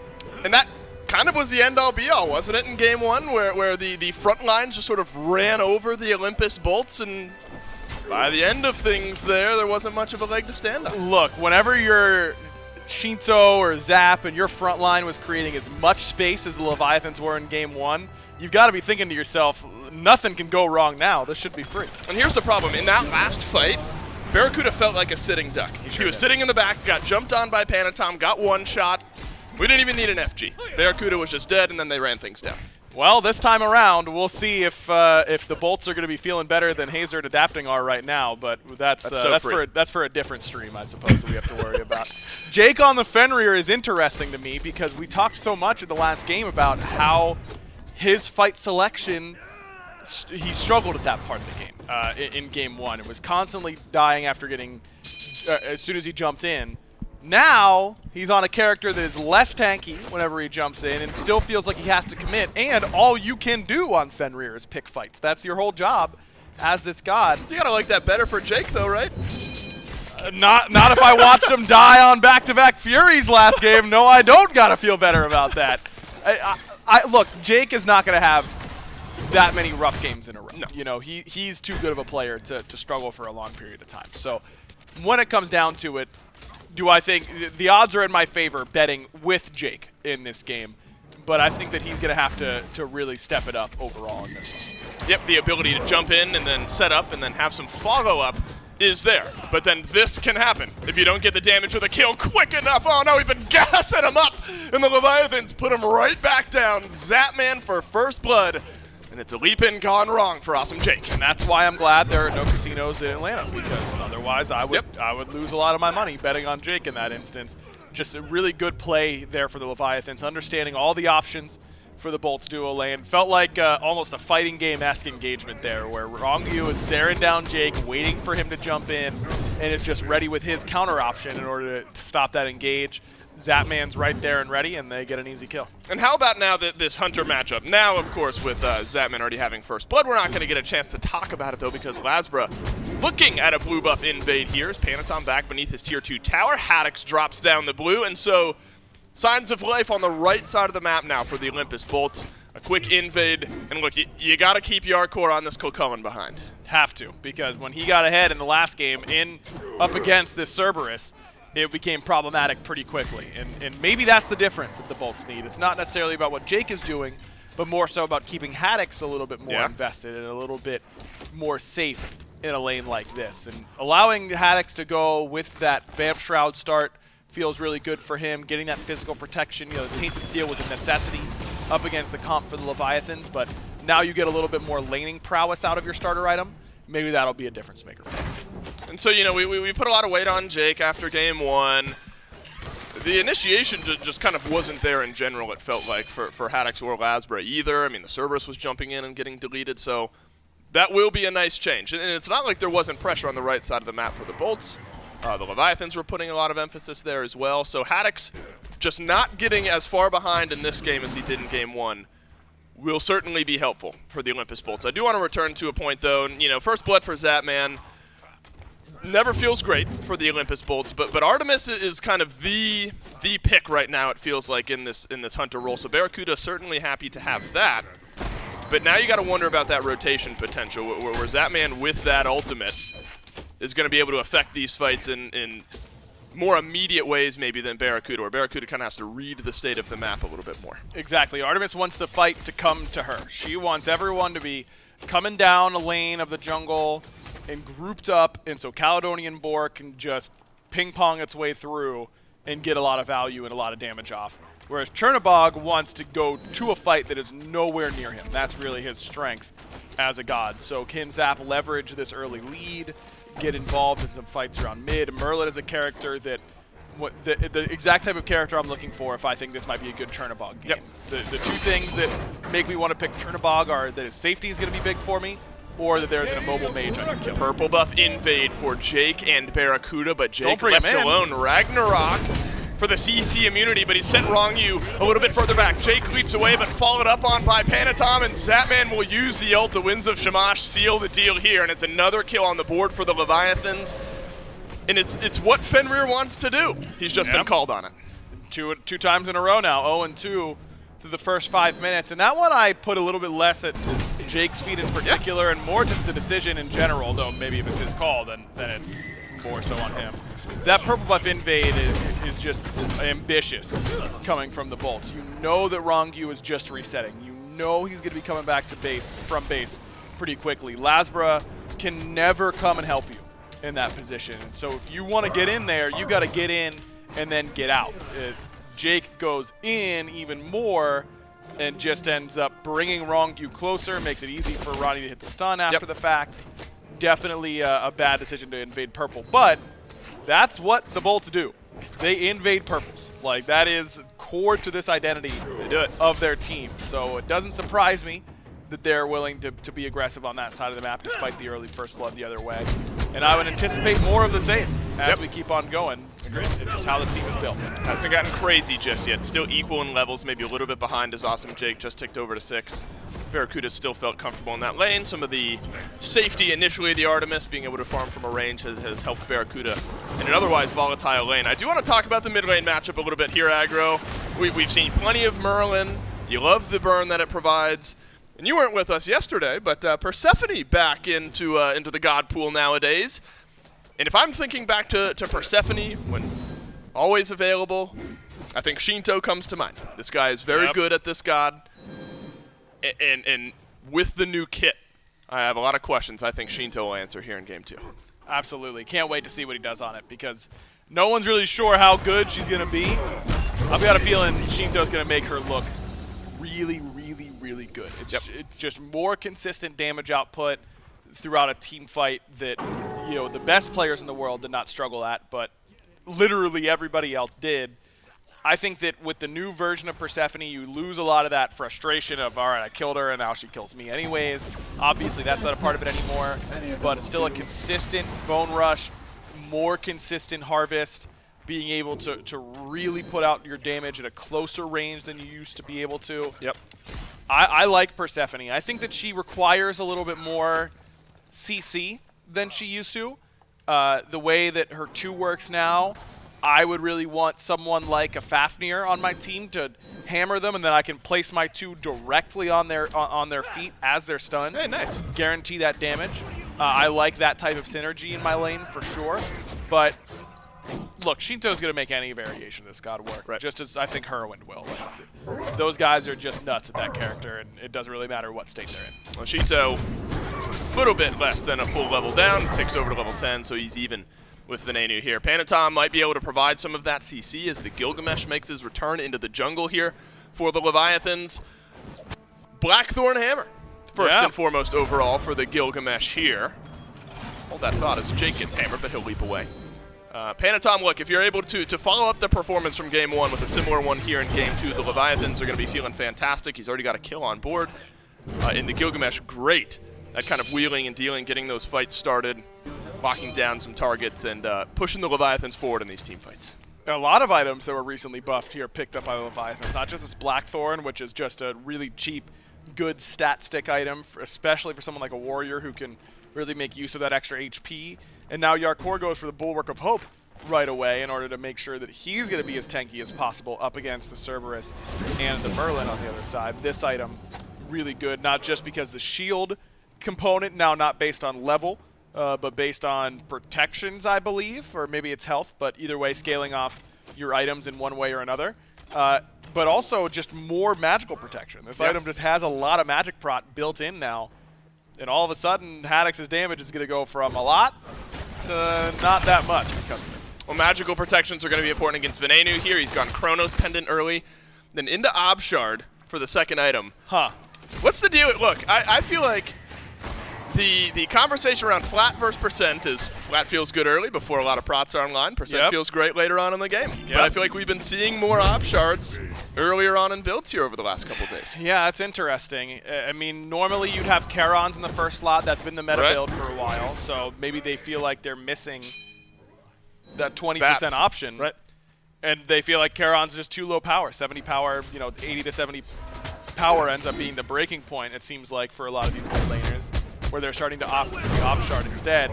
I think Obsidian was already pretty underutilized. There are a lot of characters I think I would rather have Obsidian on than Charons.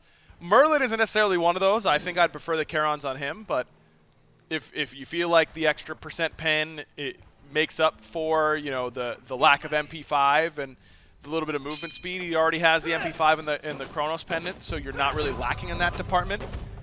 It makes sense to me. I'm just a little surprised that it's this early in the build. I would have liked to see something like a Magus in that slot instead, and then go Obsidian. The value will increase as the tankiness and the magical prots roll through for the Leviathans. Immediately very helpful against Yarkor if a fight were to break out. Venenu's held a pretty steady half-level lead over Shinto. And with the Fafnir comp that we see here for the Leviathans, you wonder then how similar of a look we get to what the Bolts were doing then in Game 1. No Frenzy yet. Tends to be a popular item for immediately starting and melting down an objective before the enemy team can answer. And the Bolts felt like they were doing that even when behind. Whether it was a Fury, whether it was a Fire Giant, whatever it was, they had enough damage to quickly get those objectives down. And so now, Aggro, you're 10-plus minutes into this game. Things have really slowed down. There's a Gold Fury on the left side of the map. And that's something the Bolts have to be wary of, is this immediate objective start and lockdown if Wrong U is close enough by. Even with just that Bracer of Radiance, like that'll be a difference maker on that for sure. And already, the team's starting up that Gold Fury, but it's the Bolts again. Similar to Game 1, they just have Cryo on this side of the map, and they'll get this one without a contest whatsoever from the Leviathans. Man, that feels great. Yeah. Man, the Leviathans, they're going to start up this objective really quickly here, and the Bolts immediately go into, I guess with the itemization that the Bolts have, Makes sense. They've also got a Merlin. They've got, you know, percent pen there. More than anything else, it's map position that they had at the time. And they're probably thinking that same thing, Dave, that, hey, we can't let them have the option because they can do it too quickly. Let's take it off the map ourselves, and then we won't have to worry about it. Wow. And given the way that this game had started, a couple quick kills onto Awesome Jake. Not only does Awesome Jake have a level lead over Rongyu, but the Olympus Bolts have a gold lead in general with the way that this game has gone. Definitely interesting. And it's not a small one. It's about 1,000 gold on the back end of that Gold Fury, and will get bigger if this Pyromancer is also secure. Can Yarkor steal it away? No, he can't. And the Bolts take down the Pyromancer, but it's a good ult from the mid lane from Shinto onto Haddox, who uses the Stygian Torment to get out of that grasp of death. Venenu has to flicker away, but you don't go all that far with that one. And Panatom and Yarkor with the 1-2 punch take down the Bolts mid laner. Awesome Jake, he'll fall in tow. Nice hammer onto Haddox, but he does have that leap up right on time. Just Venenu in particular did not get the memo of how that fight was going. That, hey, we used a little bit in order to get that objective. We know that there are going to be people coming. We got to get out of dodge. But Ven kind of backpedaling, takes a bunch of damage from the flowers coming from Persephone, and then just ends up flickering towards exactly where Yarkor already was. A bad lack of disengage there from the Bolts ends up punishing them pretty hard. Good chase from the Leviathans. You see their mobility coming into play, the long-range ultimate from Persephone, the leap from Gilgamesh, the mobility from Kukulkan, all that ended up factoring in. But felt like the Bolts were just on different pages and should have all been on the we are retreating page. Yep. And if it costs us Haddox, it costs us Haddox. That's fine. You can't lose more than one. And doesn't that feel like Game 1 felt in a way, where the Olympus Bolts were constantly doing these early game objectives and got them more often than not? But then it was the kills that then result in map positioning, that then result in towers for the Leviathans that gave them their lead in Game 1. Remember, it was a 1,000 gold lead not 3 sentences ago that I was talking about. And now the Leviathans are ahead by about 100 gold. We'll call it even for the sake of the waves and map positioning and things like that. But that's what was happening in Game 1. And now there's a similar trend here in Game 2 where the Leviathans are able to pick up a couple more kills. It's a 1-level lead in jungle. That mid-level gap has closed down there just a little bit. So maybe, you know, of course the Leviathans want to get these objectives, but seem to be more than happy to call the Bolts on it if they overstay. Think of the big team fight in the last game where the Bolts get the Fire Giant, then get decided right after the fact. That's gonna play. Venenu drop kicked against the wall without beads, and a grasp of death says thank you very much. Panatom on the board for a 3rd time this game. This guy ate his Wheaties or something here today, sure because this jungler for the Atlantis Leviathans is just running things, and the Gilgamesh being played at near top potential. And this is exactly what you want for the Leviathan. He is killing it today, man. I mean, he looked so good on that Osiris, and now in this Gilgamesh game, 301. The only death he didn't help cause was the one in dual lane at level 2, because he couldn't have been there at that point. Really impressed by him, and if the Leviathans can have him be a focal point like this, when your back line is already this good, and your front line is already this good, watch out the rest of the SPL, because this team is legit. Venenu and Awesome Jake have been the two that have been eating that legitness from the Atlantis Leviathans here. Is that like Cthulhu's legitness? It is. Okay. No, wasn't there some old video where a kid is looking to the camera and goes, "That was legitness"? Have you ever seen that? I don't think it's a very good video. It's definitely happened. Look, it's before your time, you know. Or wait, I'm no, older. it's after your Okay, time. yeah, thank you. Like no one older than me. The kids my age, you never learned how to talk. You know, you got to forgive me on that one. Yeah, you internet zoomers. Right, I learned what I know from the internet and nothing else. Venenu's 0-2 here. Awesome Jake is 0-3. Luckily for both of those two players, the level discrepancy hasn't quite gotten out of control yet. Venenu continues on his build here with his Soul Gem. Shinto's got one as well. So the main difference in the mid lane builds, Chronos on one side, Doomorb on the other. And this is something that you haven't had to worry about too much with Persephone out of the meta for so long and being unavailable to play. But it's so scary as a laner, not even just as a mid laner, though that's obviously the most common practice, but in any lane, something like a Fafnir stuns you, and you look around, you're like, I don't need to beads this, you know, or I don't have beads, but I don't need to really respect this Fafnir. No one's around him. He's too far away. And then all of a sudden you get stunned and just you hear the train coming from the Persephone ultimate. The distance and how quickly that covers. That's a good point. Puts a lot of stress on you as a laner that you have to really respect every CC that is coming your way. and she can follow up on CCs that no other mid laner could. You know, even Giannis, who of course has the global ultimate, it's just damage. You know, you can do the calculation before you get hit of, all right, if I were to get hit by a Giannis ultimate here, would I die? With Persephone ultimate, it's the damage and it's the lockdown that it provides, and that's really, really difficult to play around. On a game where team fights can be very quick, Yeah. that half second of lockdown, if you burn a beads or are able to take down the plant, can make all the difference in these big team fights. I was gonna say it's like a Giannis ult, but CC the big difference maker here. Luckily, again the trend continues where Awesome Jake was first to reach level 12. We haven't seen much out of the Fafnir. You have to shift the conversation towards Lasbra at some point here in this game, where Panatom on a killing spree has been centric, and 4 out of the 5 kills that the Leviathans has personally gotten 3 of the 5 kills that the Leviathans have. Bottom of the player damage charts for Laz here, just hasn't quite had that opportunity. Takes down the Pyromancer on his own, so that's playing the map at least effectively for his team, getting some gold in there, and the Olympus Bolts actually have a gold lead here. And so despite the Leviathans driving things in the kill department, the objectives, the farm, things like that, maybe still trending towards the Bolts. Lazarus in a good position in his build. I mean, he's got Ichabod and Stone Cutting. He's got a Winged Blade as well. That's going to feel good up against the slows on the other side, and just the general movement speed and a bit of magical protection. And he's working towards a Spectral.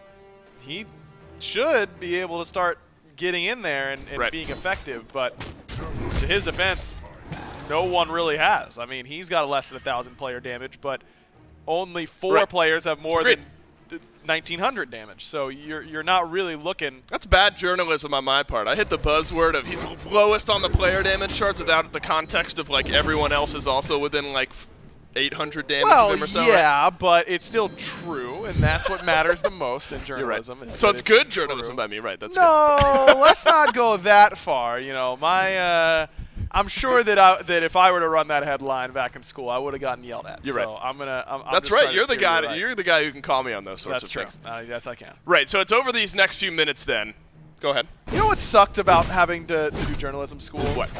AP style is so annoying to write. AP style? Yeah. The Associated Press dictates the way that you have to like write your articles and that kind of stuff. Yeah. Who chooses that? Them. They have all the, they're Seems arbitrary. I agree. I don't understand who put them in power, man, but I found it annoying. Awesome Jake, now a chance to get his team on the board. It's a Ragnarok on Arangu, immediately followed up by the boar, and Barracuda finds the first kill of the game for the Olympus Bolts. And right on time, the Fury is up. It's a one-man advantage on the left side of the map for the Olympus Bolts. The Leviathans are close by. See if they can steal it away. Primal down to half, and that Merlin burn is coming in, but the Leviathan's not giving it up without a fight. It's a slight reset from the Olympus Bolts. In the back goes Yarkor, but it's not in time to steal away the Fury. Barracuda dunked on, though, Goodbye, by Panatom. Venenu chased down by Zapman and Yarkor, but Barracuda starting to swing here, and this one nearly gets the kill on the Zap, who had to use his Aegis. He'll get chased down as Lasbra climbs those damage charts. Yarkor, the last one around. This is going to be a deicide plus a Fury for the Bolts. What a play from the Olympus Bolts, just brute forcing their way into an objective and a team fight win. They get that pick on the left-hand side, and they just immediately head on over. They know, and the Leviathans, just as you said, every fight has been the Bolts get the objective, and we get the fight. And they try and do it down 5v4. I don't hate the call from the Leviathans because the Bolts, just in order to get that pick, use 2 of their most important ultimates. But the Leviathans just end up getting a little bit too spread out. Bera and Ven do a really good job of understanding that, hey, this fight is, we are likely to die. One of us is definitely going to die. You can't peel for me. So I'm just going to pull people away from my other backliner and make sure that the Leviathans have to make a choice. And in that time that Ven buys for Bera, by pulling Zap away, by pulling Yarkor away, that lets Bera stand his ground and fight much better in that moment. And that's what changes the course of that team fight. If they had gone the same route out, I think the Leviathans win that team fight hand over fist. They're able to really turn that fight easily. But because they split up appropriately, it allowed Bera to get his damage off, sustain through some of it with some lifesteal, get his crits off, and end up making a big play. And it's always good in journalism to amend if new information becomes available to you. Lasbra now higher up on the damage charts, played a big role in that fight. Was it, 800? Now is it 3,100. So is able to find 2,000 plus damage in that last fight, but it's really Barracuda who skyrockets things up.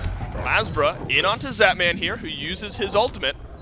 So Zap either drops back down or somewhere in the mid lane, and back down it is. Lasbra's alone here. Around the backside is Panatom, and Zapman bought enough time. There's a stun around the corner. Zapman has beads if need be, but he does not need them. Panatom closes that gap. So no kill on the left side of the map, but there might be one in mid, and the perfect target, Rongyu, gets pulled back into the fray, and Barracuda's now got his third. Maybe it wasn't Jake. Maybe it was the Fafnir all along, Dave, because Fafnir players have been struggling so far in this set. Another kill on Rongyu to kick off an engagement. And just like last time, Bolts, no fear, baby. Full speed ahead towards the Fire Giant. This time the Leviathans have learned their lesson. They do not step up in the disadvantageous fight. The Bolts all of a sudden have complete control. Complete control. And the target selection from Jake has been pretty simple. Let's Ragnarok Rongyu, who doesn't have beads. In my team, I have enough faith that they'll be able to burn him down quick enough where he can't get down, can't transform, things like that on the other end of my ultimate. And that one-person advantage has been more than enough for the Olympus Bolt. So, again, credit where it's due to Jake. It was an 0-3 start. That's now 2-3-2. Since going 0-3, he's gotten 2 kills and 2 assists, and the Olympus Bolts have completely turned this game around. There's a Draugr buff for the Leviathans, and they're going to need to make use of it. Right side Phoenix was being sieged. Still lots of towers on this map for the Bolts to take. And it just feels like the Leviathans might be a bit shell-shocked because they were ahead in this game. It was, what, 6 or 5-0 in the kill department, though close in golden experience. Then their support dies, and all of a sudden the game has just continued to be breakneck speed. Since then, the Bolts have not taken their foot off the gas pedal. And I like this decision to just let Lasbra be the solo agent. And if he can pull 2 people, that's phenomenal. Because Leviathans haven't had a grouped up 5-on-5 yet in this game. Nope. They haven't been able to fight at full strength. And now you look at itemization going to be pretty heavily favoring the Bolts. Level is going to be favoring the Bolts. A 3-level advantage for Jake, who's level 19 as a support. The same level as Panatom, who is 3-1-3, by the way, who's having a great game. The Leviathan's tools have just been taken out of their hands by this pick style from the Bolts. But at the same time, in games like this, you're kind of telling your teammates, like, look, we haven't had a 5-on-5. Let's just group. You know, I'll bet you good things are going to happen for us if we can just group.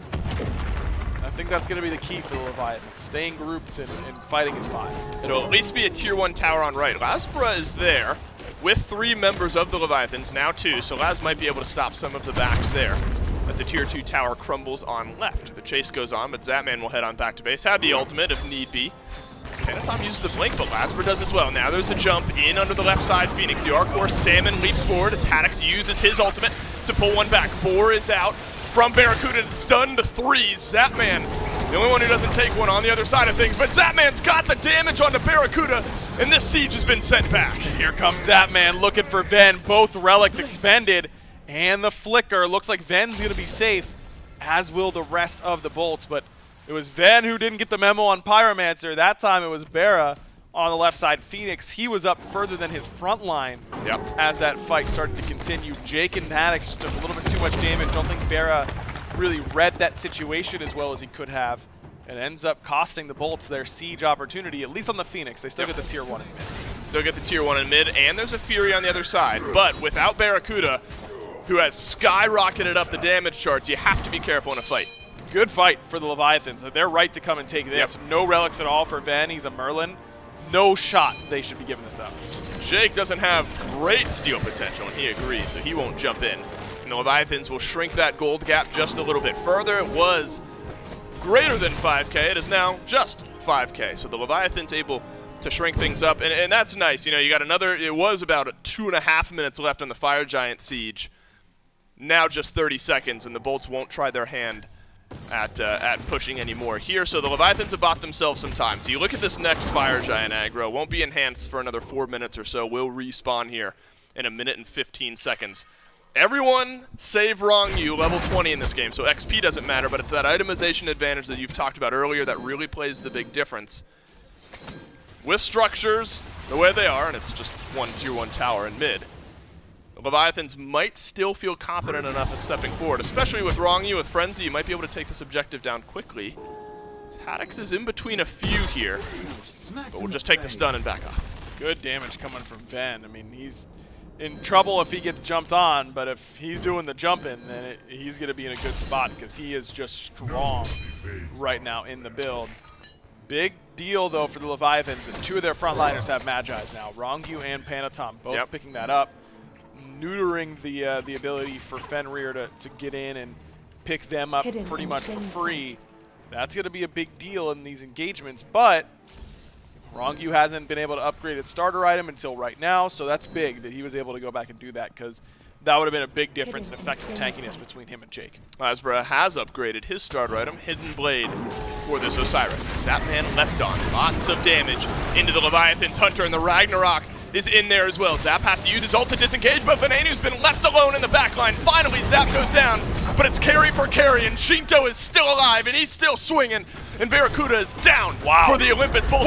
Jump back in from Lasbra, and Shinto lives on, will dash away, and he will survive, but not before Lasbra re-engages. It's a double kill for the Osiris, but Haddock's left alone being burned away by Rongyu. Still all frontline left, 3 versus 3. This is the big boys playing pickup basketball now, but it looks like the Leviathans are in good shape. Yarkor doing great work until finally they end up backing up. Wow, Haddock's Laz both on red HP, Jake on yellow, Rongyu a little bit healthier. But it's only the front lines left alive. That's their dream, isn't it? Look, we got no hunters to deal with. We got no mid laners to deal with. And so they're going to take their time on the map to farm things up and enjoy their time without the carries. You ever played 3-on-3 basketball with 3 dudes who can't shoot? It is horrible. Yeah, I'm one of those 3. Okay, yeah, everyone just standing in the paint like it's the worst. Yeah, that's me. No one can dribble. It's the worst. It's just horrible. And that's kind of what watching 3 frontliners at 28 minutes reminded me of in that moment. Everyone is grouped up and slamming buttons on one another, and who cares if it hits because everyone's so clumped up. But a great dive onto Zap right off the beginning, but then Jake takes a little bit too much damage, continues to go in instead of backing up. But they capitalize on Ven's relics being down. Barra gets caught in a bad position. But look at the relic situation now for the Bolts. They came into that fight without him. Now their backline has them, whereas Shinto does not, and Zapman only has Aegis. And so with that, you won't see the Fire Giant contested. Another 45 seconds, it would have been enhanced, but this one, good old-fashioned normal FG. But there are way less towers on the map for the Olympus Bolts to deal with now, so it's going to be a focus maybe on Tier 2 and mid here. And then you're going to get to see a Phoenix Siege opportunity. The Leviathans, you know, they're down. Don't get it wrong. They're down by 7,000 or so in this game. But not out of the fight as far as Phoenix defense goes. No, certainly not. I mean, you've got Persephone on your team, who isn't as good on the defense as she used to be, but still really, really, really good on Phoenix defenses. She still plants her garden, and you still got to walk through those plants at some point if you want to get onto the Phoenix. And that's where Shinto wants you, is grouped up in one lane. So as long as he's got time and to plant enough flowers, it's going to be hard to siege on the Leviathans. And we're going to need to see more, I think, out of Ven on this siege, because whether it's his fault or not, he has been jumped on a whole lot in these last few engagements. 0-4-3 on the Merlin, about halfway up the damage charts on the lower end of things there, but with the way the build is, you expect really high damage numbers in these late game fights. That's where that health burn comes in. So positioning key, actives key, and so Venenu will have everything to work with in one of these final fights here. Barracuda literally laying the traps out in case one of these fights starts to roll on out. But the call is going to be a 4-1 split from the Olympus Bolts. They're going to send Lasbra to the opposite side of the map, effectively taking Panatom out of the fight, unless he chooses to rotate back in. But just waiting for that wave to catch up before the siege begins. I don't like the patience from the Bolts here, though. Not only are you wasting time on your FG, but now all the relics for Shinto and Zap are back up. That was a good window that I think they could have done a better job abusing, and it's not like Persephone's wave clear is getting any worse anytime soon. Lasbra and Panatom go toe-to-toe just a bit, but Lasbra doesn't take all that much damage. So the Olympus Bolts continue to be patient. There's plenty of wave clear here for the Leviathans to keep these waves out and at bay. There are 2 minutes left on this FG buff, so plenty of time for the Bolts, but if the Leviathans are able to keep up this type of defensive pace, then I'm sure they'll be happy with the way that things are. Haddock's, awesome Jake. Those are the two you got to watch out for, and those are the two that go in. At the drop of a hat, the Olympus Bolts take down the left side Phoenix. Barracuda dodges out the grasp of death. The Vines catch them, but they're able to make quick work. And the Olympus Bolts, they find their time to strike, and they get a left Phoenix. Really well done by the Bolts. Just not done waiting around. We got double blink on our front line. Both Haddock's and Jake blink in, end up making a big difference. Actually, Jake's might have been on a different cooldown there, but Haddox blinks at the very least, able to create space. Barra knows his job. I'm just getting the Phoenix, and I'm getting out of dodge. But minute 30 on Venenu's beads. They would 90 flip the seconds script. on Zapman or on Barra's beads. Exactly. This will stall the rest of this push. I think the Bolts have put all their chips in that left side Phoenix, and they got it, but not as cleanly as they might have liked. All right, so 3 Spectral Armors online for the Olympus Bolts now, and this is a very similar situation, if not almost the exact same, for what things were for Zapman there in Game 1. A little more Spectral to deal with, I think, here. Maybe only 2 for Zap in Game 1, but he's sold off some items, changed up his build a little bit. Chin size instead of the Icavale, so Icavale gets sold. Chin size picked up. Oboe, Rage, Wind Demon, Dominance, and of course the upgraded starter item. Chin size v Icavale here in the late game, is that a swap that makes some sense? It does. Icavale much more early game focused, you know, more about stealing power away. That doesn't feel as potent in the later stages where everyone has a lot of power because it's flat reduction, not percentage-based reduction. And Chin size much more valuable in the late game than something like in Icavale because of all the health that everyone will have in comparison to their early health pool. So I like this swap. This is the build that we've seen him go for recently, and I think it's working for him pretty well. You know, splitting the chins and the crit, historically been a no-no in Smite because you need pen in order for your chins proc to deal more damage because that is affected by penetration. Not too bad, though. What does Zap want to do here? Nice He stun. wants it all in. A great stun from Haddox. Will clip that engage. A stun does connect onto the Cerberus, and a second stun also connects onto the Cerberus, but watch out. Awesome Jake is around the backside and leaps exchange. We got the jump squad here in Game 2, and all of them get used there. Whoa! Into the back. Haddox gets a whole lot, but only one gets pulled back through. Yarkor in the Ragnarok, but doesn't take nearly any damage. Instead, Awesome Jake is the one worse for wear. Lasbra, you're all alone in the back, sends out a couple tethers, gets disarmed by Rongyu, but will use the beads and will back off. Fire minions make their way into the Leviathan's base. That was one final chance, maybe, to find a fight outside of this FG pit, because the enhanced FG is now spawning. And Zapman lost his beads, Yarkor lost his. I mean, you get Haddox and Lasbra's beads, maybe the Leviathans can stop this dive from being potent, knowing the 2 backline divers are going to be a little bit more vulnerable. Yep. But Zap not having ultimate for a while matters quite a bit, because normally when you've got a Chernobog on your team, this left side Phoenix wouldn't threaten you at all. You just send your Chernobog, let him go clear it. We're chilling. But because he doesn't have the ultimate, he can't join in on this.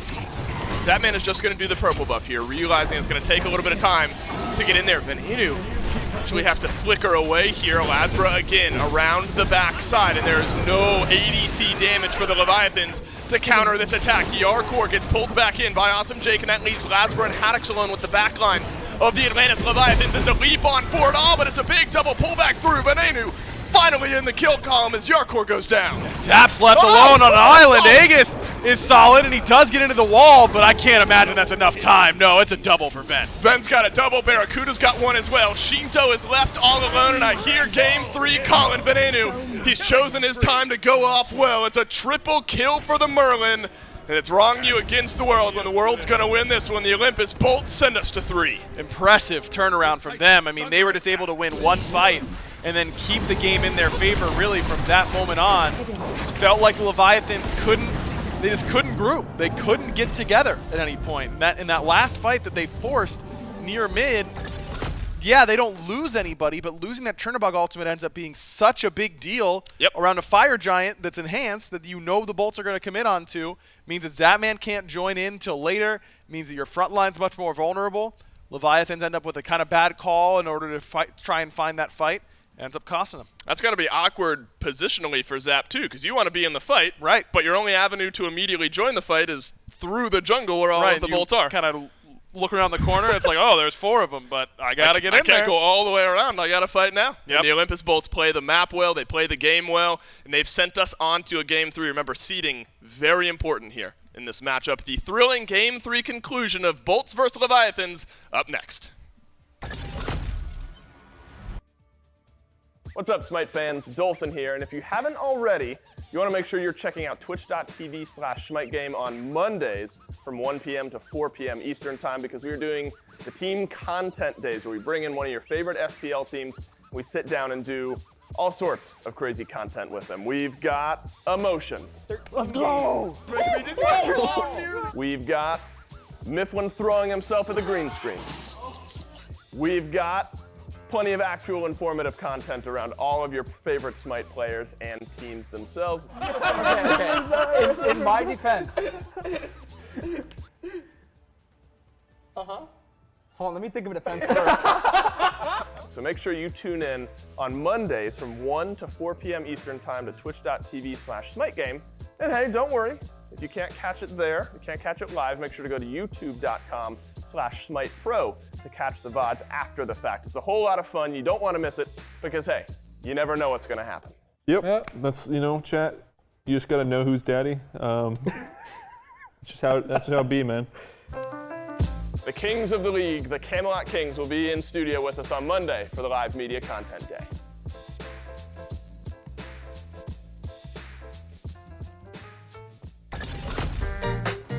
When I wake up early in the morning, and when I come home at night, everything is covered in darkness, and the sun is out of sight. I guess I'm living in the dark age, because I sure can't see no light. Ever since you left, there's been nothing but a cloudy sky, and there's no day, there's only night. I try to make this world a little brighter, but the flame was put to rest. Now everything is covered in gloom, and my heart is put to the test. I guess I'm living in the dark age, because I sure can't see no light. Ever since you left, there's been nothing but a cloudy sky, and there's no day, there's only night.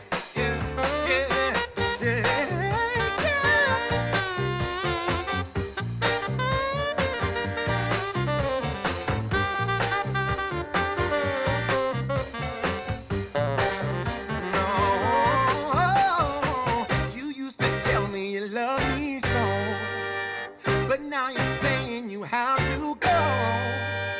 Just like a lightning from a clear sky, I wasn't ready to say goodbye. Ever since you left, there's nothing but a cloudy sky, and there's no day, there's only night. Now I'm sitting all by myself, trying to see the light in the dark, but everything is covered in sadness, just like a fire without a spark. I guess I'm living in the dark age, because I sure can't see no light. Ever since you left, there's been nothing but a cloudy sky, and there's no day, there's only night. Ever since you left, there's nothing but a cloudy sky, there's no day, there's only night. Ever since you left, baby, and there's no day, there's only night.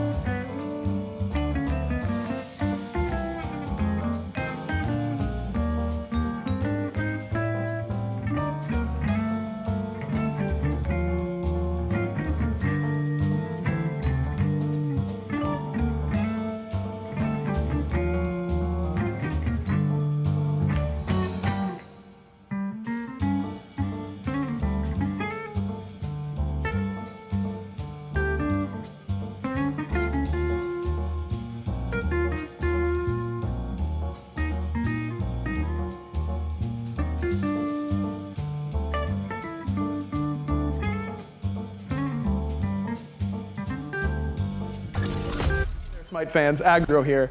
Look, every single year, the SPL just keeps getting better. Season 7 was incredible, and in Season 8, I'm sure our players are going to take their game to the next level. But in order to do that, they're going to need the best gear they can get their hands on. And that's why I'm so excited to announce that the title sponsor for Season 8 of the SPL is Alienware. Yeah, that Alienware. Our players are getting the best of the best in computer gaming. These Alienware Aurora Raijin Edition PC setups are insane. Not only will these be the PCs that the players will compete on once we are in studio, but Alienware is also providing one for each player at their home setup to make sure their practice is as good as possible. Now let's get down to brass tacks. The specs on these Alienware Aurora Raijin Edition desktops are amazing.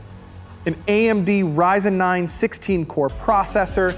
That's a lot of cores. That's plenty of processing power. That's a lot of plenty of cores. If you want to stream, this is the way to go. I know a lot about my cores, so.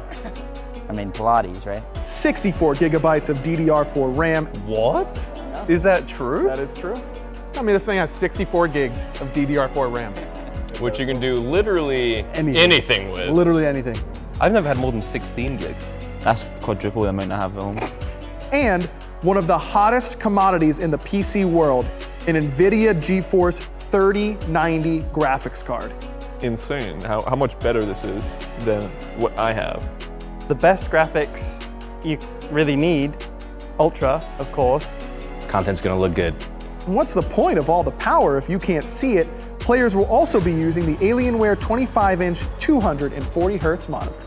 Man, when I load into scrims with this bad boy, I'm gonna feed so hard. And it's gonna be in perfect picture quality. We are so excited to be partnering with Alienware for Season 8 of the SMITE Pro League.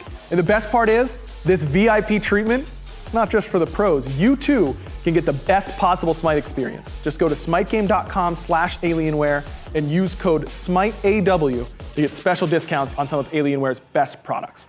Thanks again to Alienware. Make sure you're following them on Twitter and Instagram. That's at Alienware on both platforms. And you can join their community at alienwarearena.com.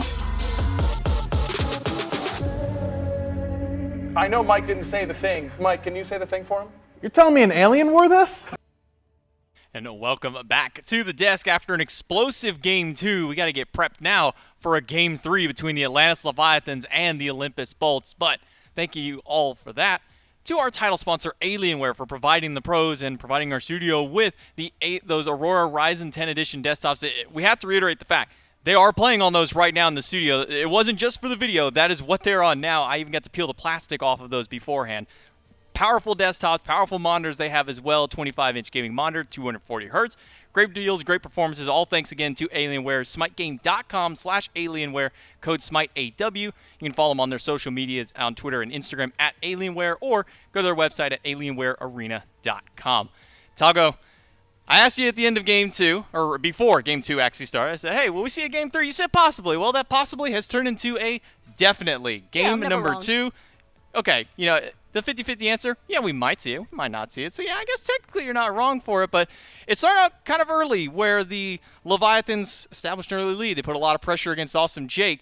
And then it seemed one little fight around that Gold Fury area is kind of where it all finally flipped back. The lead that the Leviathans had started, they never really got a gold lead. It was mostly just, hey, we've got some pressure across the board for it. But that's when the Bolts finally bit back. It was really this. Clean 5 picks for the Leviathans, but the gold, as you just mentioned, evened out entirely. Olympus Bolts, though, able to establish the first real lead off the back of that team fight. Granted, 3K gold, 22 minutes in, not really that big of a deal. However, the picks that transpired after the fact were the real issue here. And while this, I think Aggro had probably one of the best calls ever. I'm not gonna lie, J-Mac. This really was just like watching the big boys play basketball, because we just saw the front line smashing away at each other, and nobody knew what they were doing. Everybody's just trying to run it down, but obviously they're all tanks, so they're not gonna really deal that much damage to each other. And it was definitely entertaining, but that last little engagement, I felt so bad for Zatman, because I feel like any hunter has definitely been there. You want to participate in the fight. You were busy. The team sent you to go clear out the fire minion waves. Turnabog, though, didn't have his ultimate available. By the time he starts getting into position to contest, it's already too little too late, and then he's just left alone. I don't know what the comms were like, obviously, between these two teams. I could hear them going crazy in the boots, for sure, but that's not a guarantee that Zetman really had the heads up that, hey, they're all in the jungle exactly where you're headed. And all throughout that early stage of the game, it was constantly the Leviathans beating down Venenu, Jake, and Barracuda, making sure to shut them out. And you saw reflected for the slash lines, Laz and Haddix didn't die at all that game. What was the ultimate cherry on top after Venani was beat senseless by the Leviathans the entire game? Well, he gets a nice triple kill to help end the game and bring the Bolts to a Game 2 victory. But all that lead, all that pressure that the Leviathans established early, as we highlighted, they didn't really get anywhere with it. A couple thousand gold at most. The Bolts aren't worried about that. They fought against bigger leads for it. And then when they finally did fight back, they evened out the gold. And then that was all the momentum that they needed to push forward. And a lot of it does come from Lasbra playing distraction for them. Over in the jungle, we saw him making sure to keep Panatom out of the fights, who was one of the really big dominating factors for them in Game 1 and what was part of the reason why the Bolts couldn't succeed in team fights.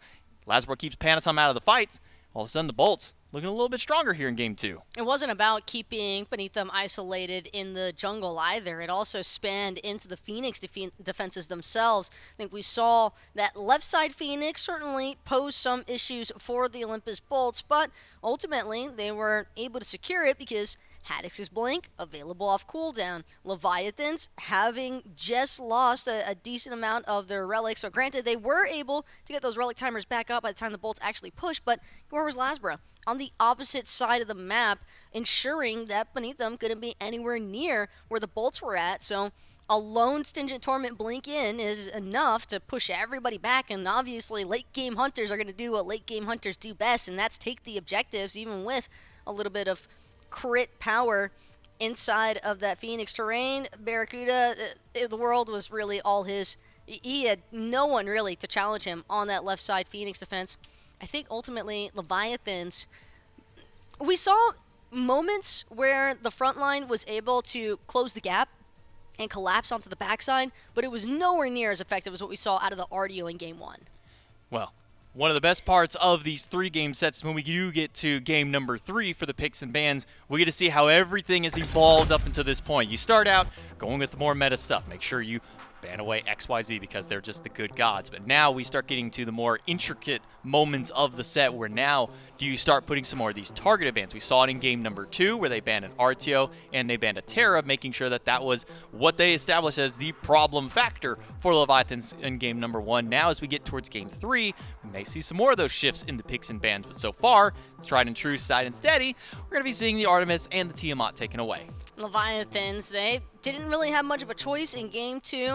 Barracuda able to snag up that Artemis largely because of the fact that Leviathans being in that second pick position had to prioritize elsewhere. But now that they're in the driver's seat, they're going to have no problems whatsoever just continuing to channel in on individual bans. Giannis also going to be taken away from Venenu, and it's up to the Bulls to decide whether they want to look to reban that RDO like they did in Game 2 and possibly even banning away that Raijin as well. Both of those feeling like necessities, but you can't forget about the Rongyu Yamoja and Bolts. I think going to have a tough decision to make here for that third pick selection. There's going to be a lot of discussion between coach and players for here what they want to do for these bans. What is the most important factor for them? Right now, it's just a lot of the same stuff that we've been seeing, making sure Rongyu can't get Yamoja because, well, Yamoja's kind of crazy. Jake is also good with Yamoja, but because they're not first pick, the Leviathans would almost instantly snap block that one, making sure they can't give it to Jake. See Gilgamesh as the next ban for Leviathans, and rightfully so. He has been a major thorn in everybody's side between that Winds of Shamash and between just the CC that he's able to provide with that drop kick. Final ban goes to the Bolts, and this is a big one for them. They're going to take the Terra, which leaves a lot of things open, namely that Raijin that Shinto has run an undefeated streak with. Fair play, though, to the Bolts, because if Shinto does choose to prioritize that Raijin, Fafnir's up for grabs, Osiris is up for grabs, and it might be more worthwhile for the Leviathans, based on how games 1 and 2 have gone so far, for them to maybe just solidify that Osiris pick for themselves here, J-Mac, because if they leave that priority open for the Bolts, you could expect that the response is going to be swift and immediate, and sure enough, Leviathans, they're not going to take their chances. They want that Osiris more than anything else in this game, and now Bolts, they can decide if they want to take the Raijin, but again, I'm not even it wasn't a necessary evil, I don't think, but at the same time, if they don't take it, you have to imagine that it'll be the response for second and third grabs out of the Leviathans. Fafnir could come into the mix now for the Bolts, given the fact that that's something that Jake really loves. Terra being banned away as well as the Yamoja means that Cerberus and Fafnir are probably some of the better frontlining options left open, and sure enough, it's the Faffy. Yeah, Cerberus, Fafnir, even Ymir could be thrown up for discussion, though he's kind of fallen to the wayside between both these players, as the Fafnir has been the primary target for it. With the Osiris locked in by Leviathans, it will be Raijin Fafnir for the Bolts, and that leaves a lot back open for the Leviathans to try and take away from, and they're going to make sure not only to strip the Osiris away from the Bolts, to strip it away from Lasbra, but taking an extra shot at Lasbra here and making sure to take the Circuit away from him so he doesn't have that option available in the jungle. One more pick for the Leviathan before the banning phase for themselves. They're going to pick up Merlin to take another god away. Now Venenu has to dig a little bit for, or no, Venenu has the Raijin. Doesn't matter, he's already got it there. So mid lane picks already locked in here for the Leviathan. Yeah, but it was pressure on the Leviathans in terms of wanting to get a priority pick for Shinto, because if they didn't take this Merlin early on, you could definitely expect it to happen, banned away. And I think they could also work as a persuasion factor to keep that Bolts front line from wanting to double down entirely into the Guardian pool, just because of the fact that Merlin, excellent god for shredding through tanks. Fenrir, though, going to be the run back for the time being. However, not necessarily guaranteed to be for Awesome Jake. There's a chance that this could be intended for Lasbra, and I think the main advantage that the Bolts have going into this fourth phase ban period, J-Mac, is that ambiguity, because Leviathans, they feel a little bit, I don't want to say cornered, but definitely thinking that, hey, this Fenrir not necessarily guaranteed to be the last piece of front line, and just in case, we're going to start stripping away those frontlining options, so Haddix won't be able to run back the Cerberus this time. And I think the Cerberus is kind of that necessary evil you do need to just ban outright. He has been a rising god in the last few weeks. A lot of that thanks to the help of Hell coming back in, so players have been going towards the Cerberus, but then players just kind of realizing, hey, Cerberus is kind of good. He's been doing really well. Teams have been able to get some big performances with this solo lane god. Has some flexibility for support roles, so you can't just immediately go, yeah, that's solo lane Cerberus, no big deal for it. So taking that one off the table, still one more ban available for Leviathans. They'll choose to take the Odin away that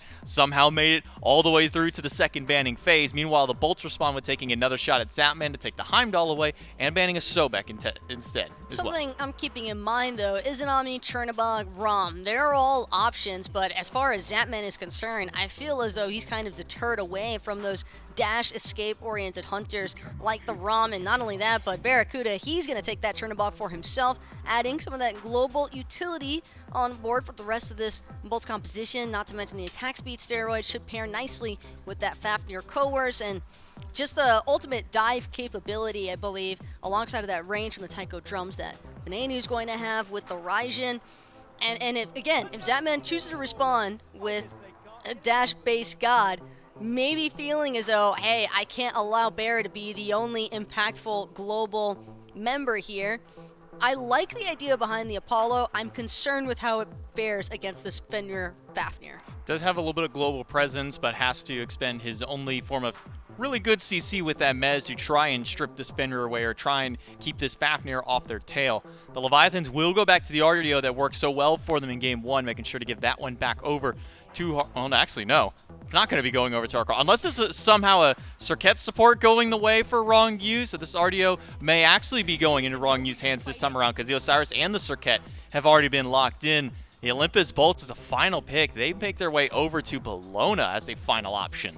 I think the Bolts are just trying to prioritize the benefits of that Eagles rally, all of the prots that you receive. And if you have a composition that is designed purely for dive rundown, like what the Bolts have opted for here, then an Eagles rally is only going to enhance that even further, making it a lot more feasible, I would say, in terms of just really trying to force out the escapes from that Merlin and Apollo. It's going to be tricky for Zapman and Shinto to really move against this composition from the Bolts, and I like the RDO in Game 1 for the Leviathans because of some of the frontline assets that they had alongside of it. However, I do feel as though it's a little low on the side of guaranteed crowd control, because aside from the Cripple Field, that Bear Mez, those are both fairly interruptible abilities from what the Bolts have opted for here.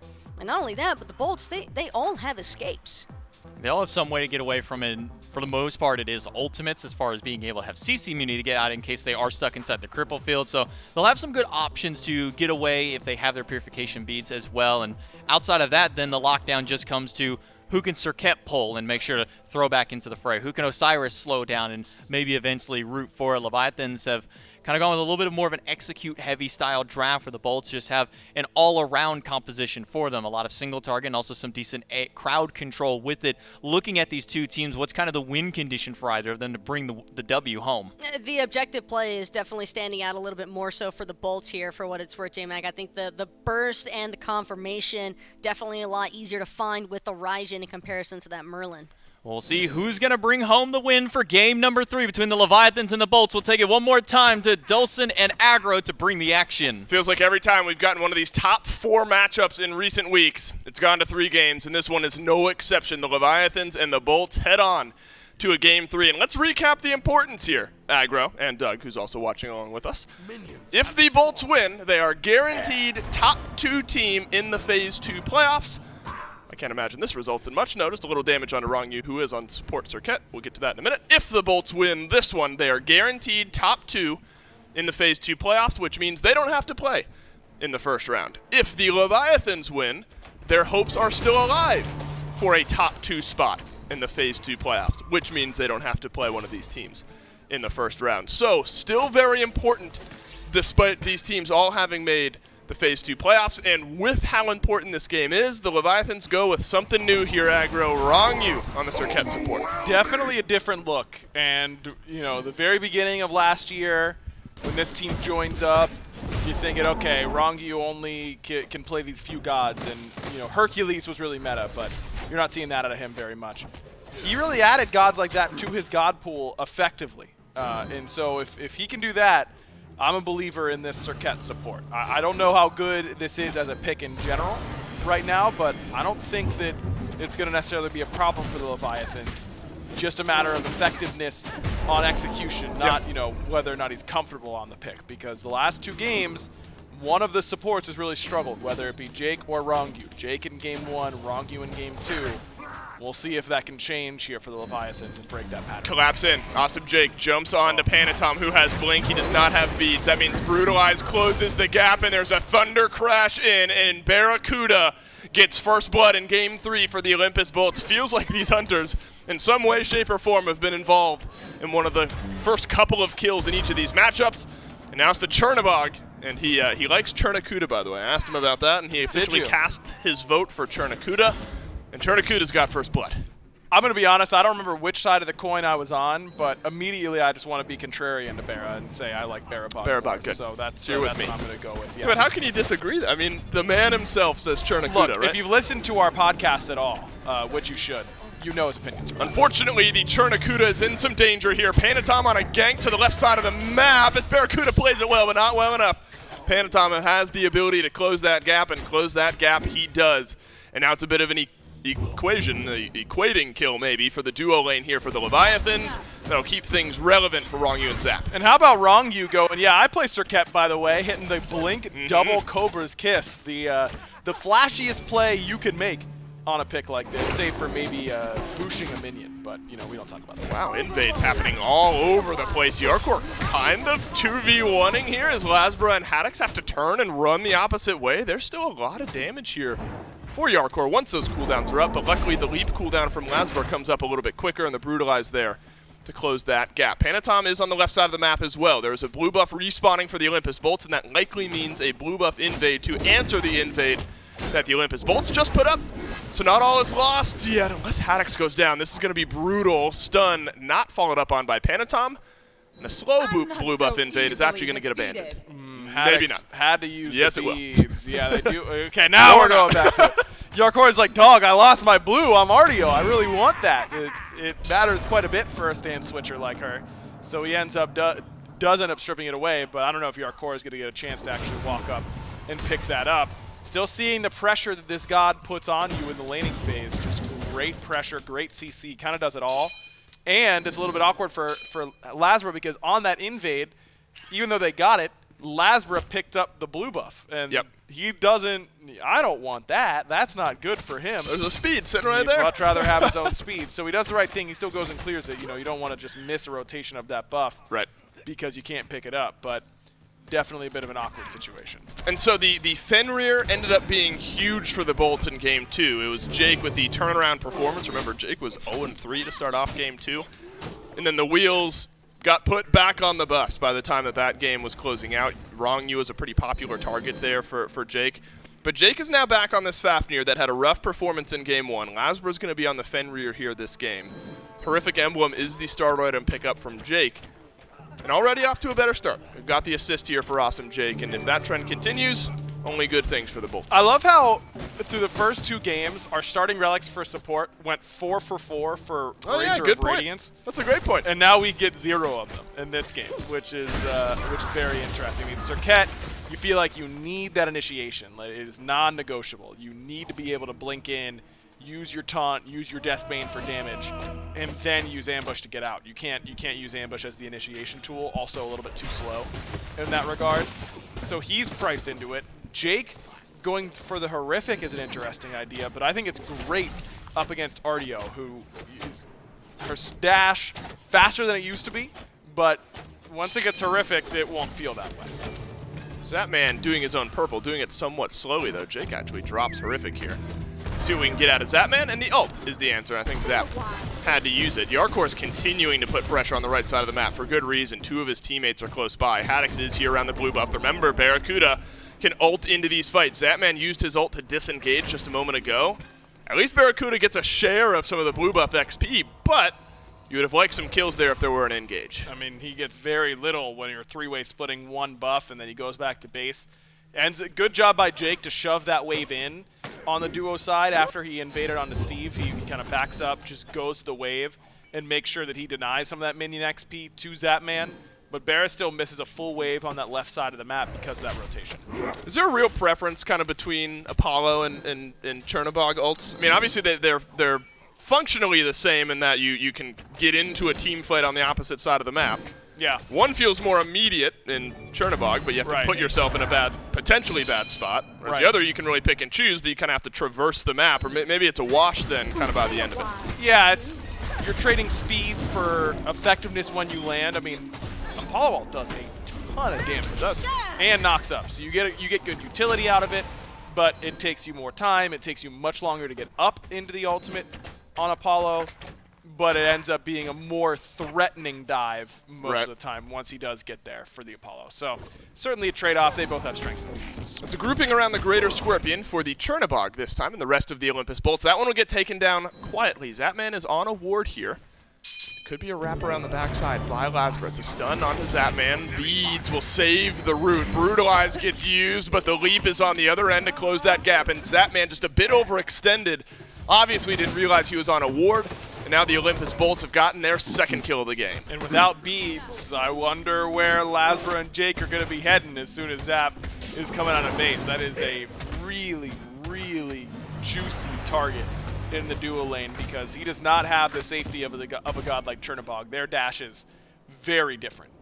Longyu is stealthed up here, and he's going to blink on Pineda, who immediately uses the beads. If that's me, I'm fumbling every button I press there if I'm Pineda, and I die almost certainly. But you admire the thought from Longyu. You blink through, and you get the beads out of the mid laner. But the rest of the Leviathans now are going to group here on the right-hand side yet again, continuing to put pressure on this blue buff. Haddix has not felt comfortable in this lane. When your blue buffs are getting invaded, it's probably going to be hard to do so. Jump in from Lasbro, though. There is some peel from Shinto in the mid lane. Ragnarok is used. Barracuda ults to this side of the map yet again. Big stun. You wonder if he wants a kill this time. Stun onto Lasbro. Horrific Emblem gets dropped by Awesome Jake, and he transforms as well. First kill in the fight goes to the Leviathans, but immediately answered back by Haddix and the Olympus Bolts. So blue buff plus kill, and the Olympus Bolts at least get 1. Surprised that they only end up losing 1 on the back end with that great initiation from Yarkor. I don't even know if it was intentional. Kind of got pulled back in to the teeth of the team and really got a big stun off, big heal, gets a lot of sets of beads. You get good work out of that fight, but you lose your level 9 solo laner for the level 7 jungler. Same discussion that we had in game 1, just kind of the opposite, right? In that game, it was the jungler that was really far ahead, that you're feeling good, that you're taking him off the map and getting a little bit of extra gold. But for the player who's behind, it feels pretty bad that they don't end up getting that extra time to farm and try and catch up. Lasbro's been very effective so far. 1, 1, and 2, been a part of every kill. Whoa. What does that man have in mind here? Following up on Panatom seems to be the answer. There's a stun onto Panatom, but Zapman will close that gap, get rooted down on the backside. Awesome Jake continues to find some damage here, and so it's a dive repelled by the Olympus Bolts. 2 level 9 members against 2 level 8 members. Actually, it's a level 10 lead here for Zapman. Barracuda's been rotating to the right side of the map a lot. Yep. One came up empty-handed, save a 3-way split on the blue buff, a couple of assists on the right side of the map a moment ago for Barra. And so while it is a 1-level lead now, you can definitely sense a discrepancy starting to grow if that continues. It should have gotten even bigger there. I think that's a dropped kill from Zapman. Just has to wait out. All he has to do is wait out that dash from Barra. Maybe go up into the sky a little bit later because he was pretty low on mana. And I'll bet you that's what he was thinking, was that I've got to try and catch this dash so that I don't run out of mana by being up in this ultimate for too long. But if he just shows a little bit more patience in that instance, that should have been a kill because Barra had no beads. He'd expended the dash right away. Jake shouldn't be able to peel off both the Osiris and the Apollo. One of us should have been able to kill him there. We haven't talked much, Aggro, yet about this solo lane matchup. We've seen plenty of pressure from the Leviathans on the right side. Might not get a chance to if Awesome Jake walk further forward. Feels like Yarkor is already in a position of comfort here on this RDO pick, where when we've seen it so far in this set, maybe it's just an obnoxious pick to play against in the solo lane anyway. Venenu Thunder crashes away from the gang for Panatom. Maybe it's just obnoxious. Yarkor's clearly very good at it. But that's been a trend here, where Haddox has been pushed back, low HP throughout the laning phase, and that's ceded some pressure to these blue buff invades. I like this matchup from the RDO perspective. You can create enough distance with the Bologna that she can't auto-attack you constantly. You've got good disengage tools. You have a tool to interrupt her bludgeon with that stun. And RDO RDO wins most lane matchups. She is difficult to fight against. Because not only does she do a lot of damage, but she has a lot of self-sustain as well between her Druid form 1 and 3. So it's difficult to take her down in the laning phase, and then you add in all this attention the Leviathans are paying to this side of the map, and how clear that they want to really set up Yarkor to be ahead. It's going to be tough to stop them. Leviathans start and finish the Pyromancer. Venenu jumped on by Yarkor, but Raijin will spread out a little damage there towards the end. Every once in a while, you'll see Pyromancer immediately traded out for Gold Fury, but not quick enough are the Olympus Bolts. Maybe now, though, with Awesome Jake by the Gold Fury. Instead, eyes turn towards the mid lane. Lasbra goes golden, but there is no pullback. Instead, Awesome Jake transforms around this Gold Fury. Zapman is here. Rongyu is rotating in from the mid lane as well. This is not going down all that quickly. Now, a little bit faster, though, as the Bolts have turned all of the damage towards it. Venenu sends the Taiko drums right on through, and that'll get some damage on the backline as well as secure the Fury, and you're going to trade out Awesome Jake in the meantime. Maybe if you're the Bolts, that's okay. That one was intentional from Jake. He knows that, look, I've jumped in, I got the beads from Zapman. Shades of game 1, but that time the Bolts don't try and save him. They just get the objective and get out. He gets some value by jumping in and ends up being able to buy time for his team to retreat. Lasbra does not have his ultimate here. He's 1 level down to Panatom, who does have his ultimate. Could be tower dive potential, but that's risky. Already some decent damage coming out from Shinto, who's stuck with the Doom Orb start. Different from how we saw Venenu build Merlin there in game 2. But Doom Orb into Soul Gem. Decent power early on in the build here for Shinto. A lot of power, no pen quite yet, but same can be said for Ven on the other side, who went Chronos Pen into Soul Gem, so neither one gonna... Zop Shard or really, Spell Focus. Yep, he's on the way towards Zop Shard as expected, because you need some pen by your third item at the very least, but Shinto's got some cooldown between the Soul Gem and the Sands of Time. I like where Shinto's at in the build. Think he probably has to go percent from this position, though. That the second item's your flex slot right now in my mind. If I want flat pen, I'm getting it second. Yep. I need percent pen and a 20% pen item in particular by third. So really your second slot is the only one, and your first are the really only variable ones in a lot of mage builds, in my opinion. So it doesn't surprise me that he's going straight into it. A lot of these mid laners love to prioritize that Soul Gem, even early. A little bit of extra tankiness on the health, lifesteal, cooldown, power. That proc ends up mattering a lot in the course of a team fight. Doesn't surprise me that both mid laners have really prioritized it. Nope, Op Chart up next for Shinto. Rongyu standing on a ward there will get spotted out. So no chance for this Circuit to sneaky engage. Been good so far for Rongyu in the fights that we've seen. 102 for this Circuit. Has a 1 level lead over Awesome Jake.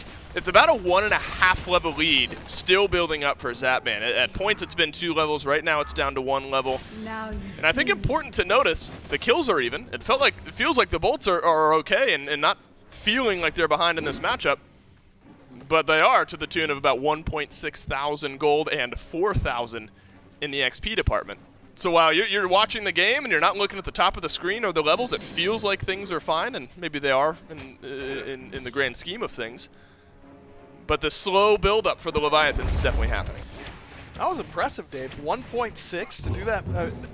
Whenever I try and do that math, I'm always wrong. That caught me off guard. What is, I was going to say 1 + 1. That was going to be the deaths for Zap, but +1 in the used ults column to get away from Lazra on the engage there. We don't keep a column like that. Like the used ults column? Yeah, no, we don't. We track some crazy things. There has to be an ults used stat, right? Oh, maybe there is. Gotta be. All right. Although that's such a weird, I don't know. Gore! Yeah, Gore, wherever you Gore are. Miser! If you're listening, hello, Where Gore. are you? We need some help. We'll and find by out. you, I mean Zayden, of course. We'll find out soon if that is a stat. It would be crazy in my mind if it was, but cool nonetheless. But with some of that pressure, the 1.5 level to 2 level lead for Zapman is now kind of opposite, about a half level to 1 level, depending on where things are in this lane. Barracuda was even just a moment ago. So Oni Fury is going to be up next here, aggro, and there's a frenzy for Awesome Jake. And neither of these teams has actually been pretty interesting. Every once in a while, you'll watch matchups where Gold Fury will spawn, and we just stare at one another for a few minutes until one team finds a pick, finds an engage somewhere else on the map. Neither of these two teams have shied away from just starting the Fury and seeing what happens. Yeah, they're tossing their hat in the ring and going, all right, here's what we're doing. What would you like to do to respond? And that has really been the almost disrespectful nature of some of these objective pools, and it's led to some pretty explosive fights. Most times with a team that's starting, no one's lost an objective quite yet. Everyone that started it has ended up securing it, if I can recall, but they certainly haven't won the fight afterwards, where that has really been the problem in these games. And the Leviathans have the type of composition that can do that to you again. The mobility on their side, the Circuit support, the RDO, the Apollo ultimate. I mean, they've got ways to track you down after an objective fight. Objective started up by the Leviathans and not shied away from. The Olympus Bolts might have a chance to get on in here. Both ADCs on the left side of the map, both ADCs can rotate into this fight, so no big advantage there, but Barracuda will be here a little bit quicker. Awesome Jake has taken more damage than maybe he bargained for, but this is one of the first times we actually see the objective fully get reset, but maybe behind Yarkor and some of that pressure, we could see a reinitiation, and there is. On to Awesome Jake, who uses the transformation. Is that enough to slow the Leviathans down? No chance, as Jake is sent into the backline. Frenzy gets used as his crying death wail there, and Shinto is able to pick up the kill, and that's all we've got on the right side of the map. No real extra things expended either from the Leviathans. I mean, beads from Panatom. Oh, I guess actually Yarkor, Panatom, and Rongu all use beads. Didn't notice that all three of them had their beads on cooldown. Oh, yeah. So in that sense, Jake's death really valuable to the Bolts and really opening up these frontliners to Lazra in particular, but he doesn't have his ult for a little bit. As soon as that Ragnarok comes back up, and he's got 20% cooldown right now, or 30% actually with the Blackthorn, so you're looking for him to get involved quickly as soon as that is back up, particularly onto someone like Yarkor, who doesn't have any CC immunity to speak of. So Lazra, who's had a great start to this game, now an opportunity to get involved as we get closer to that 20-minute mark. Oni Fury is back up, and while not a game-breaking Fury to have at this point in the game, could open up at least a little bit of pressure to getting map state going back into your favor. So we start to see the solo laners rotate to the left here. It's felt like Yarkor has been more impactful so far, but Haddix does have a kill in the back pocket, as well as the Pestilence, so some of that anti-heal will be feeling good for the Olympus Bolts in this next big engagement. You wondered where some of the percent pen would come in for Shinto aggro, and it is an Obshard. We figured we'd probably see that. That is the build path he's agreed on here. Oracle secured by the Leviathan, so no sneaky Fury for the Bolts. Not this time around, but that hasn't deterred them in the past, so it wouldn't surprise me if they group up and start trying to do it, but it's still 60 seconds on the cooldowns for these beads, and that's what Lazra's looking for. Links forward, but Panatom is able to use his ultimate to disengage. Those good eyes there as he has 1 minute left before those beats come back up. Hydromancer started and will be finished by Yarkor and Zapman, but no immediate answer by the Bolts onto the Oni Fury here, so that's a nice bit of gold that'll pull its way back to the Leviathans here with no answer by the Olympus Bolts. Just feels like this grouping a little bit quicker now by the Leviathans. Zapman is here, and so Barracuda is going to use that ult advantage to push in one more wave on left. Might as well. I mean, put some pressure on this tier 1. Don't think with him backing that wave will be able to take down the tier 1, but keep Zapman tethered to that side of the map and use the speed advantage of that Chernobog ultimate that we were discussing earlier. It's better for Barra to sit in that lane and trade global ultimates in order to get over there more quickly than Zapman. Maybe he can end the fight before Zap even has a chance to arrive with his own ult. Look at this from Yarkor. It is not even a completed Wind Demon yet for Barracuda, and Yarkor is getting way ahead of the game here. Spectral item. And this Spectral is where you armor. sell your tier 2 shuriken. Right, that's what I'm thinking. And you hit him with the hard juke. You go with something else. Right now, Barracuda is going to use that little bit of crit chance on the Oni Fury. In the back, Lazarus jumped onto Zapman, who does have both actives. Ragnarok won't burn the beads. Yarkor is left alone here. Venenu's used his ult to get a lot of damage in there and finds the opening kill in this fight. Awesome Jake jumps back forward. A crit from Zapman melts the health bar just a little bit further. Barracuda dunks back down, and Panatom will use the ult that's come back off of cooldown. It looks like the Olympus bolts have done enough to push the Leviathans back. Shinto's still here, but no beads. Thing is, for the bolts, they don't have any ultimates left in the tank as Jake has just expired, but they still did enough. And exactly as we expected, Dave. I mean, Oracle Vision is there for the Leviathans, and the bolts simply do not stress about it. They walk up, they Fafnir transform, and they dare the Leviathans to show up and make a play around it. And Yarkor just bites off a little bit too much in that moment. But blinks in the middle of the team. I don't know if he got his dash interrupted or what, but ends up just kind of trying to mosey his way on out of there in the bear form. And then he gets punished right before his dash comes back up. Yarkor not quite tanky enough. With the pace of this game, games like this are when the mid laners start to get really far ahead. And can really create some big level disparities. Level 20 already for Shinto. He's 4 levels up on Lasbra. Then 2 levels up now, but I think was 3 levels up on Yarkor going into that fight. And even more so over Panatom. That means that these mages don't have to respect you on your blink. They're just, Ben can just pop his ultimate and not be scared about your damage output or how tanky you are. That might not matter. He knows he's just going to shred through you and kill you with the Taiko drums. And I've liked this. It's been a small number of fights that we've seen the Raijin in, just 1 kill, 1 assist. But I think the pick, in the theory of the pick, was correct here for the Olympus Bolts. Because remember, the Leviathans and Shinto in particular have not lost with Raijin yet this phase. They're undefeated with Raijin. And with it being left open, I think the Bolts realize that they've got to take that away. Not that they aren't a good enough team to finally beat it, but that's a stacked deck. Shinto is very good on a pick like this. A player that is hard enough to get on anyway gets a pick that's even harder to get on in the Raijin. And so I think it makes complete sense here for the Olympus Bolts. Venenu's already shown off a decent amount of damage here so far in this game. He's got Obshard, he's got Soul Reaver.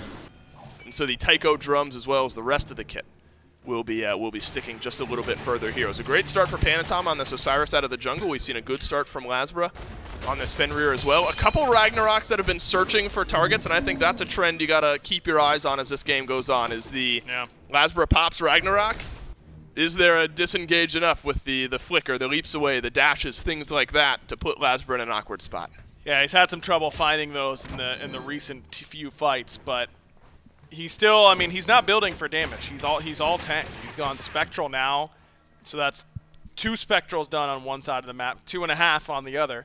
So you've got plenty of extra defense up against these hunters, but very little in ways of dedicated magical defense at times. I mean, Voidstone Genji's feels okay, but probably still going to get really shredded by that Raijin. It's hard not to once Raijin hits this point.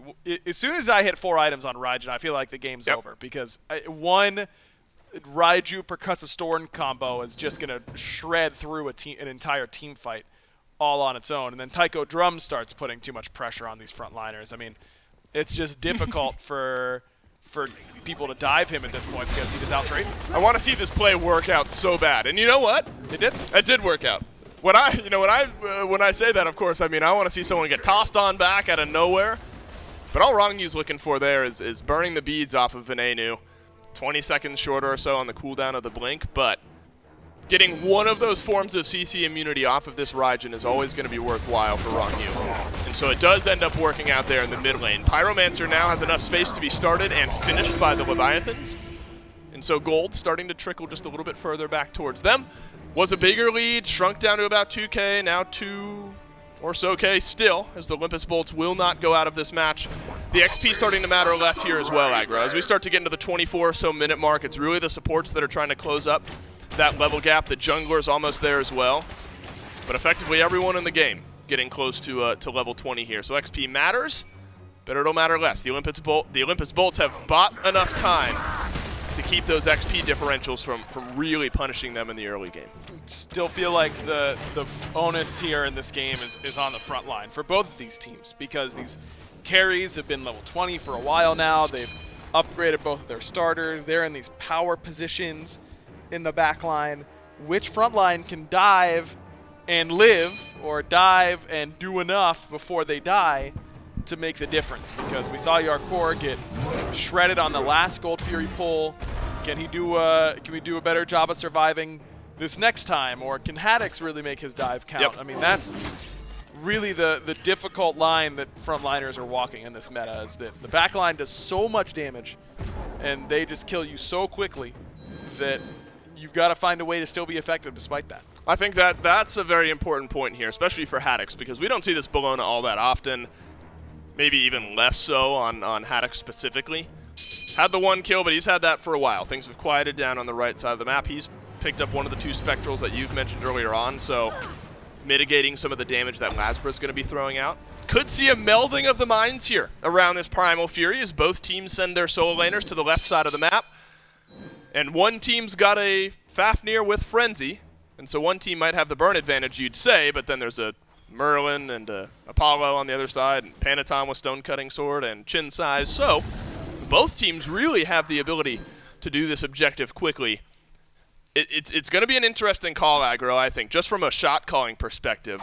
If one of these two teams thinks they have enough space to start up the objective, how much do we sell out if we're the other team trying to stop it? Because we are, as even as we've been for the last 15 minutes of this game, you don't want to throw things away one way or another over a Primal Fury. Agreed. You can't overcommit your hand to a Fury that isn't going to end the game in this moment. But you also don't want to give things up for free. You know, it's where you draw your line in the sand.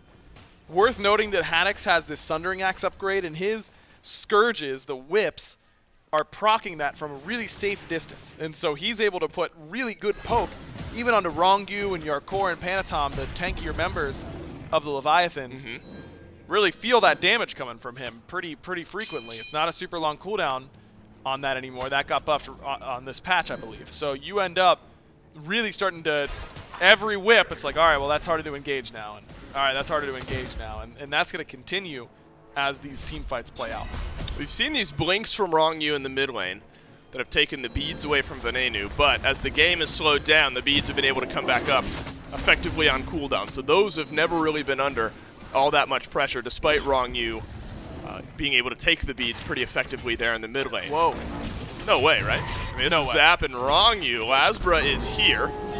Rongyu and Zap will reset the FG. Barracuda ults on in, and suddenly the game ignites a little bit further. Ragnarok onto Rongyu, but Panatom putting pressure onto Barracuda makes things awkward for the ADC. It's an up-down from Haddix that'll stun down Yarkor before the beads make their way out. Venenu sends the Taiko drums right down Main Street, and they'll connect for a little bit of damage. Zap's on his way back. He has that ultimate, and the Bolts are starting to Come on, baby, up. do it! Is he going to go old school? Go, baby, go! Dunk into the back line, and he'll do a flyby and won't end up getting in. I wanted him to do it. I think it's probably smart that he didn't. He wanted to do it, and his team said, no, we're not doing this. Despite some nice health bars, though, Shinto left alone. It's a jump in from Lasbra, but unfortunately there's way too much damage, and Shinto gets leapt on and makes awesome Jake pay. Now Lasbra's got to leave, but Shinto puts him in the dirt.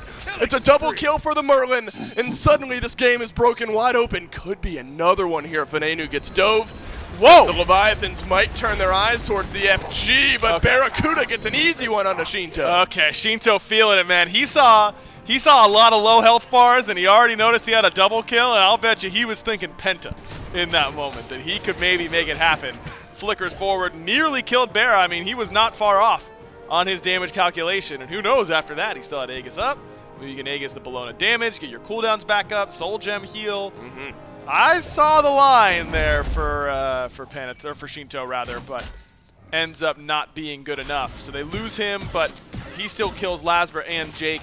Really good reinitiation from Jake, but Shinto's relic usage was really good and positioning was really good after that. He was able to bait the bolts into a fight that was going to be difficult for them to win. Oh, Haddix. A bit on his own here. Yeah, the relic situation a bit desolate right now for both teams. You've got Blink, if you're the Olympus Bolts for Lazbra, and you've got Aegis plus Blink for Rongi once he gets out of combat if you're the Atlantis Leviathans here. So both teams likely aggro, okay with waiting for what you'll average out to be about a minute and a half or so before all of these actives are back up and back online. But the tonal shift is here, and it was a bit of a dance around the Primal Fury a moment ago. Both of these teams now realizing an enhanced Fire Giant for the first Fire Giant of the game is 10 seconds around the corner. And I mentioned how much are you willing to sell out to stop an objective? You gotta sell out if it's going to be an enhanced Fire Giant. Have to. Just don't have a choice. That'll beat you almost on its own. So that's something you have to be worried about. But if I'm the Leviathans, I'm coming away feeling pretty good about that fight because we really just chased a little bit too deep for a lot of those kills. Overall, Yarkor was able to handle Ven really well in that fight, and that's a big deal. That's a big deal that your front line didn't get absolutely decimated right away. Ven's got some more flat pen now. He picked up a Divine Ruin in his 6-item slot. I think I would have preferred the Rod of Tahuti, but the anti-heal does feel good up against the other. Is there an engage to be had here in the mid lane? There is a double stun. Awesome Jake sent a stun right back the other way. Wrongu has somehow found Venenu, who thunder crashes away.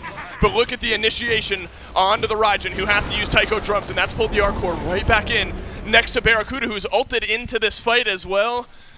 And we will take a deep breath as, well, what might be the most important fight of the game so far is heating up. Yeah, unfortunate timing there. Apologies for that, because we are on the edge as well. Gotta say, I'm looking at where Panatom is. He's got a pretty good tether lined up right away at the very least. Yep. So I like the Leviathan's odds going into it, but very difficult situation. And that was, all things considered, a great initiation from Wrongu. If you're able to weave your way in, get Venenu, force the Thunder Crash away, and then I liked the immediate call from the Leviathans. If we've got gap closers, let's spend them on Ven here, and he has to use the Taiko drum. So as the fight, whenever we get back in the game, continues, it's going to be a lot of range damage that's missing from the Bolts mid laner. Exactly, and Barrow was coming back to peel right at that same time. So now you've got both the backliners kind of corralled in that same space. And what that means is that your backline should be able to free cast pretty easily because they don't have to worry about Raiju damage or Taiko drums coming through a narrow jungle corridor. None of that should really be a concern in this fight for the Leviathans, and that means that they're probably in a pretty good spot to do good work. It's just a matter of if Yarkor and Wrongu can end up surviving an engagement like that whenever Ven goes up into those Taiko drums. It seems though, Aggro, I mean, if you really zoom out on the way that this game has gone, neither team was really pushing the limit, it feels like, from the 15 to 30 minute mark, right? Both teams were kind of slow-paced, hands off. So does that lend your mind to thinking that both teams are happy with the pace of the game? Both teams are happy with their late game comps? Yeah, I think so. I mean, you've got a Raijin on your team. You're like, hey, we just got to get to late game and our Raijin's going to own. You know, you've got a Merlin on the other team. They're saying the same thing. So it's really this meta is so backline centric, and the backlines are so similar in a lot of ways. You've got good late game mages in Merlin and Raijin, and you've got hunters with global ultimates in Chernobog and Apollo that can put pressure on the side lanes, threaten split push, help the dive. All those things are very similar. And then you've got initiation, tanky junglers, supports who are going to do vastly the same thing. I mean, these are two very, very similar compositions, so it doesn't surprise me they were willing to kind of draw it out into the late game. Appreciate the patience, everyone. We'll keep you filled in as more information makes its way into our ears, and more information will make its way into our ears here shortly. We're going to jump to a quick break, and when we come back, the thrilling conclusion of the Leviathans versus the Bolts.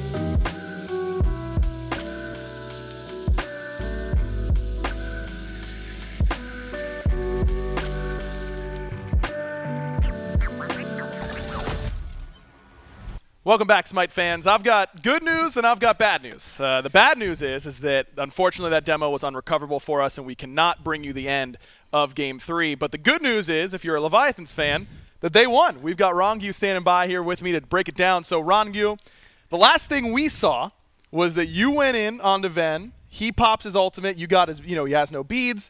Barret lands right by him. Walk me through what happened right after that. Okay, so Raijin dash, and I wait his dash, and he instantly ult, and I go back to my backline. And then I think Fafnir dies because he jumps, and then Bellona ults in our team as well, and they all dead. And then somebody's like, can we die? Because it was like a tier 2 tower, and was like, yeah, we can die for like 1 HP, but yeah, let's die, bro. It's okay. And then we just kill them all, and yeah, just run and it end the me. game from right there. Okay. Yeah. All right. So as expected, Zapman wants to dive, and that ends up working out. Yeah, he Apollo ult Raijin. He ages all his damage, and we kill him. Perfect. Now, I did see Zap go in a little bit earlier when he came back after he got poked out. Was he like, boys, can I go in? Because he looked like he wanted it. He was like, boys, I have full, just tell me. I was like, Learned how to reel him in already, though. Yeah. I mean, it's a huge win for you guys. Unfortunately, we couldn't see it on broadcast, but how important was this win for you guys to keep that top 2 dream alive as your seed? Well, I don't like people with 100% win rate lens, so just gotta get rid of it. You're sick of seeing it. Yeah. You're sick of seeing it. Well, hopefully we'll be able to see some more from you guys. Congratulations on a big victory. Apologies we couldn't see your penta that you lied about. Yeah, you got a penta. We just forgot to mention that part. We're kidding, of course. Again, apologies for what happened. Frustrating for all of us, but congratulations on your victory, Rongyu. And with that, we're going to throw it over to the desk to break down the entirety of Game 3. Well, thank you so much, Aggro and Rongyu, for the interview. Again, unfortunate and very sorry that we're not able to bring you that action. I mean, we ourselves are not able to watch it. But a big win for the Leviathans, able to stop the bolts in their tracks and able to get a big win for themselves because now they have some big potential moving towards potentially taking an upper seed, one of those top 2 spots. Definitely keeping those top 2 playoff seeding dreams alive here with that victory over the Olympus Bolts. And in land fashion, J-Mag, I think that's one of the more impressive parts here for this Leviathan performance because land, players will tell you time and time again, it's a totally different competitive environment and for a reason. There's a lot of other little factors coming into play. And as far as I'm concerned, the Leviathans, there was one big one. That was the absolute tiebreaker between these 2 teams, and it was just the simple fact of momentum. That was really all I saw nonstop from this Leviathans team in game number 3. You see one punch from the Bolts onto the Gold Fury, and then it's immediately the Leviathans answering back. They look for picks, they look for pushes, they look for siege, and all of that control, I think, just factoring in and kind of overwhelming the Bolts towards the end there. I think that Bolts, arguably, might have had a better composition, but when it came down to the execution, Leviathans were all over it. And even as you see in this highlight, as we get closer towards that point of the game where we're unable to view third here, at 28 minutes, it was a 2,000 gold disparity. That's all that separated these 2 teams. But the gold wasn't the big thing for the Leviathans. They didn't care if that lead was 2,000 or 10,000. They had all that momentum swinging in from the earlier stages of the game. A lot of that thanks to Panatom and Shinto, putting up some big damage and some big kills for Shinto, especially 23,500 damage from the Merlin. Something you can always be a little bit excited for is when your mid laner just gets to pop off and have such a, I don't want to call it a free, but just have a roaring good time in the mid lane. Merlin regarded as a tank killer for a reason, J-Mac, and the damage numbers do not lie. Awesome Jake, Haddix, even though Haddix was able to get out some great DPS himself, I think it was just too problematic there for that Fafnir, and without Fafnir being able to open up with pulling purification beads consistently, I think that posed some issues there for Lasbra on that Fenrir as well. It seems as though the front line out of the Leviathans just a little bit more merged in terms of synergy and just their engagements in general, but definitely impressed, of course, by what the carries were capable of. And I don't care what anybody says, even Rongyu himself. I think that was a pentakill, no matter what. Nobody else can tell the difference. Nobody can prove you otherwise. No one can prove that it wasn't a pentakill. He also can't prove that it was. So we got to go by wrong used word. I mean, he was the one in the game for it, but that's the last set that we have away for here. So let's take a look at the standings as affected by this game. Camelot Kings, because of their head-to-head, are currently sitting up ahead of the Bolts in the standings, and the Leviathans have pushed the Jade Dragons down a slot, and now they're the ones sitting at that 3rd seed. And not only that, you have to remember Olympus Bolts, who they've got up next, is going to be the Valhalla Valkyrie. So this was definitely the set to take for the Leviathans because, like we just mentioned, they're going to keep their dreams alive one step further with their upcoming match. Yeah, the Leviathans, not only do the Bolts have their match with the Valkyries, but the Leviathans have to play against the Scarabs for their next one. So both these top-end teams playing the teams that, well, they can't make the playoffs, but that doesn't mean that they're entirely out of it here. The Scarabs have been trying to kind of play a playoff ruiner here for anything else. So sure, we don't get to play in the playoffs, but maybe we can make it a little bit difficult for you as well. Our matchups tomorrow, Warriors and the Kings, and Olympus Bolts and the Valkyries will play off tomorrow, and then rounding out the weekend for Sunday, Leviathans and Scarabs, and the Jade Dragons and the Tartarus Titans. That's going to be a very hot mat to watch. Also have to remember that the Camelot Kings, they're not the only ones that were competing for those top 2 alongside of the Bolts, and now knowing that the Leviathans are hot on their heels, they're going to want to close things out without any sort of hiccups when they face off against the Warriors. It has been a very strong start to the weekend, but we're only halfway there. We still have 4 more matches to play, 2 more days to watch out. So that's from all of us here at the SPL. That's it for today. We'll be back tomorrow with some more Hot Smite action, so you're not going to want to miss it. We'll see you all then.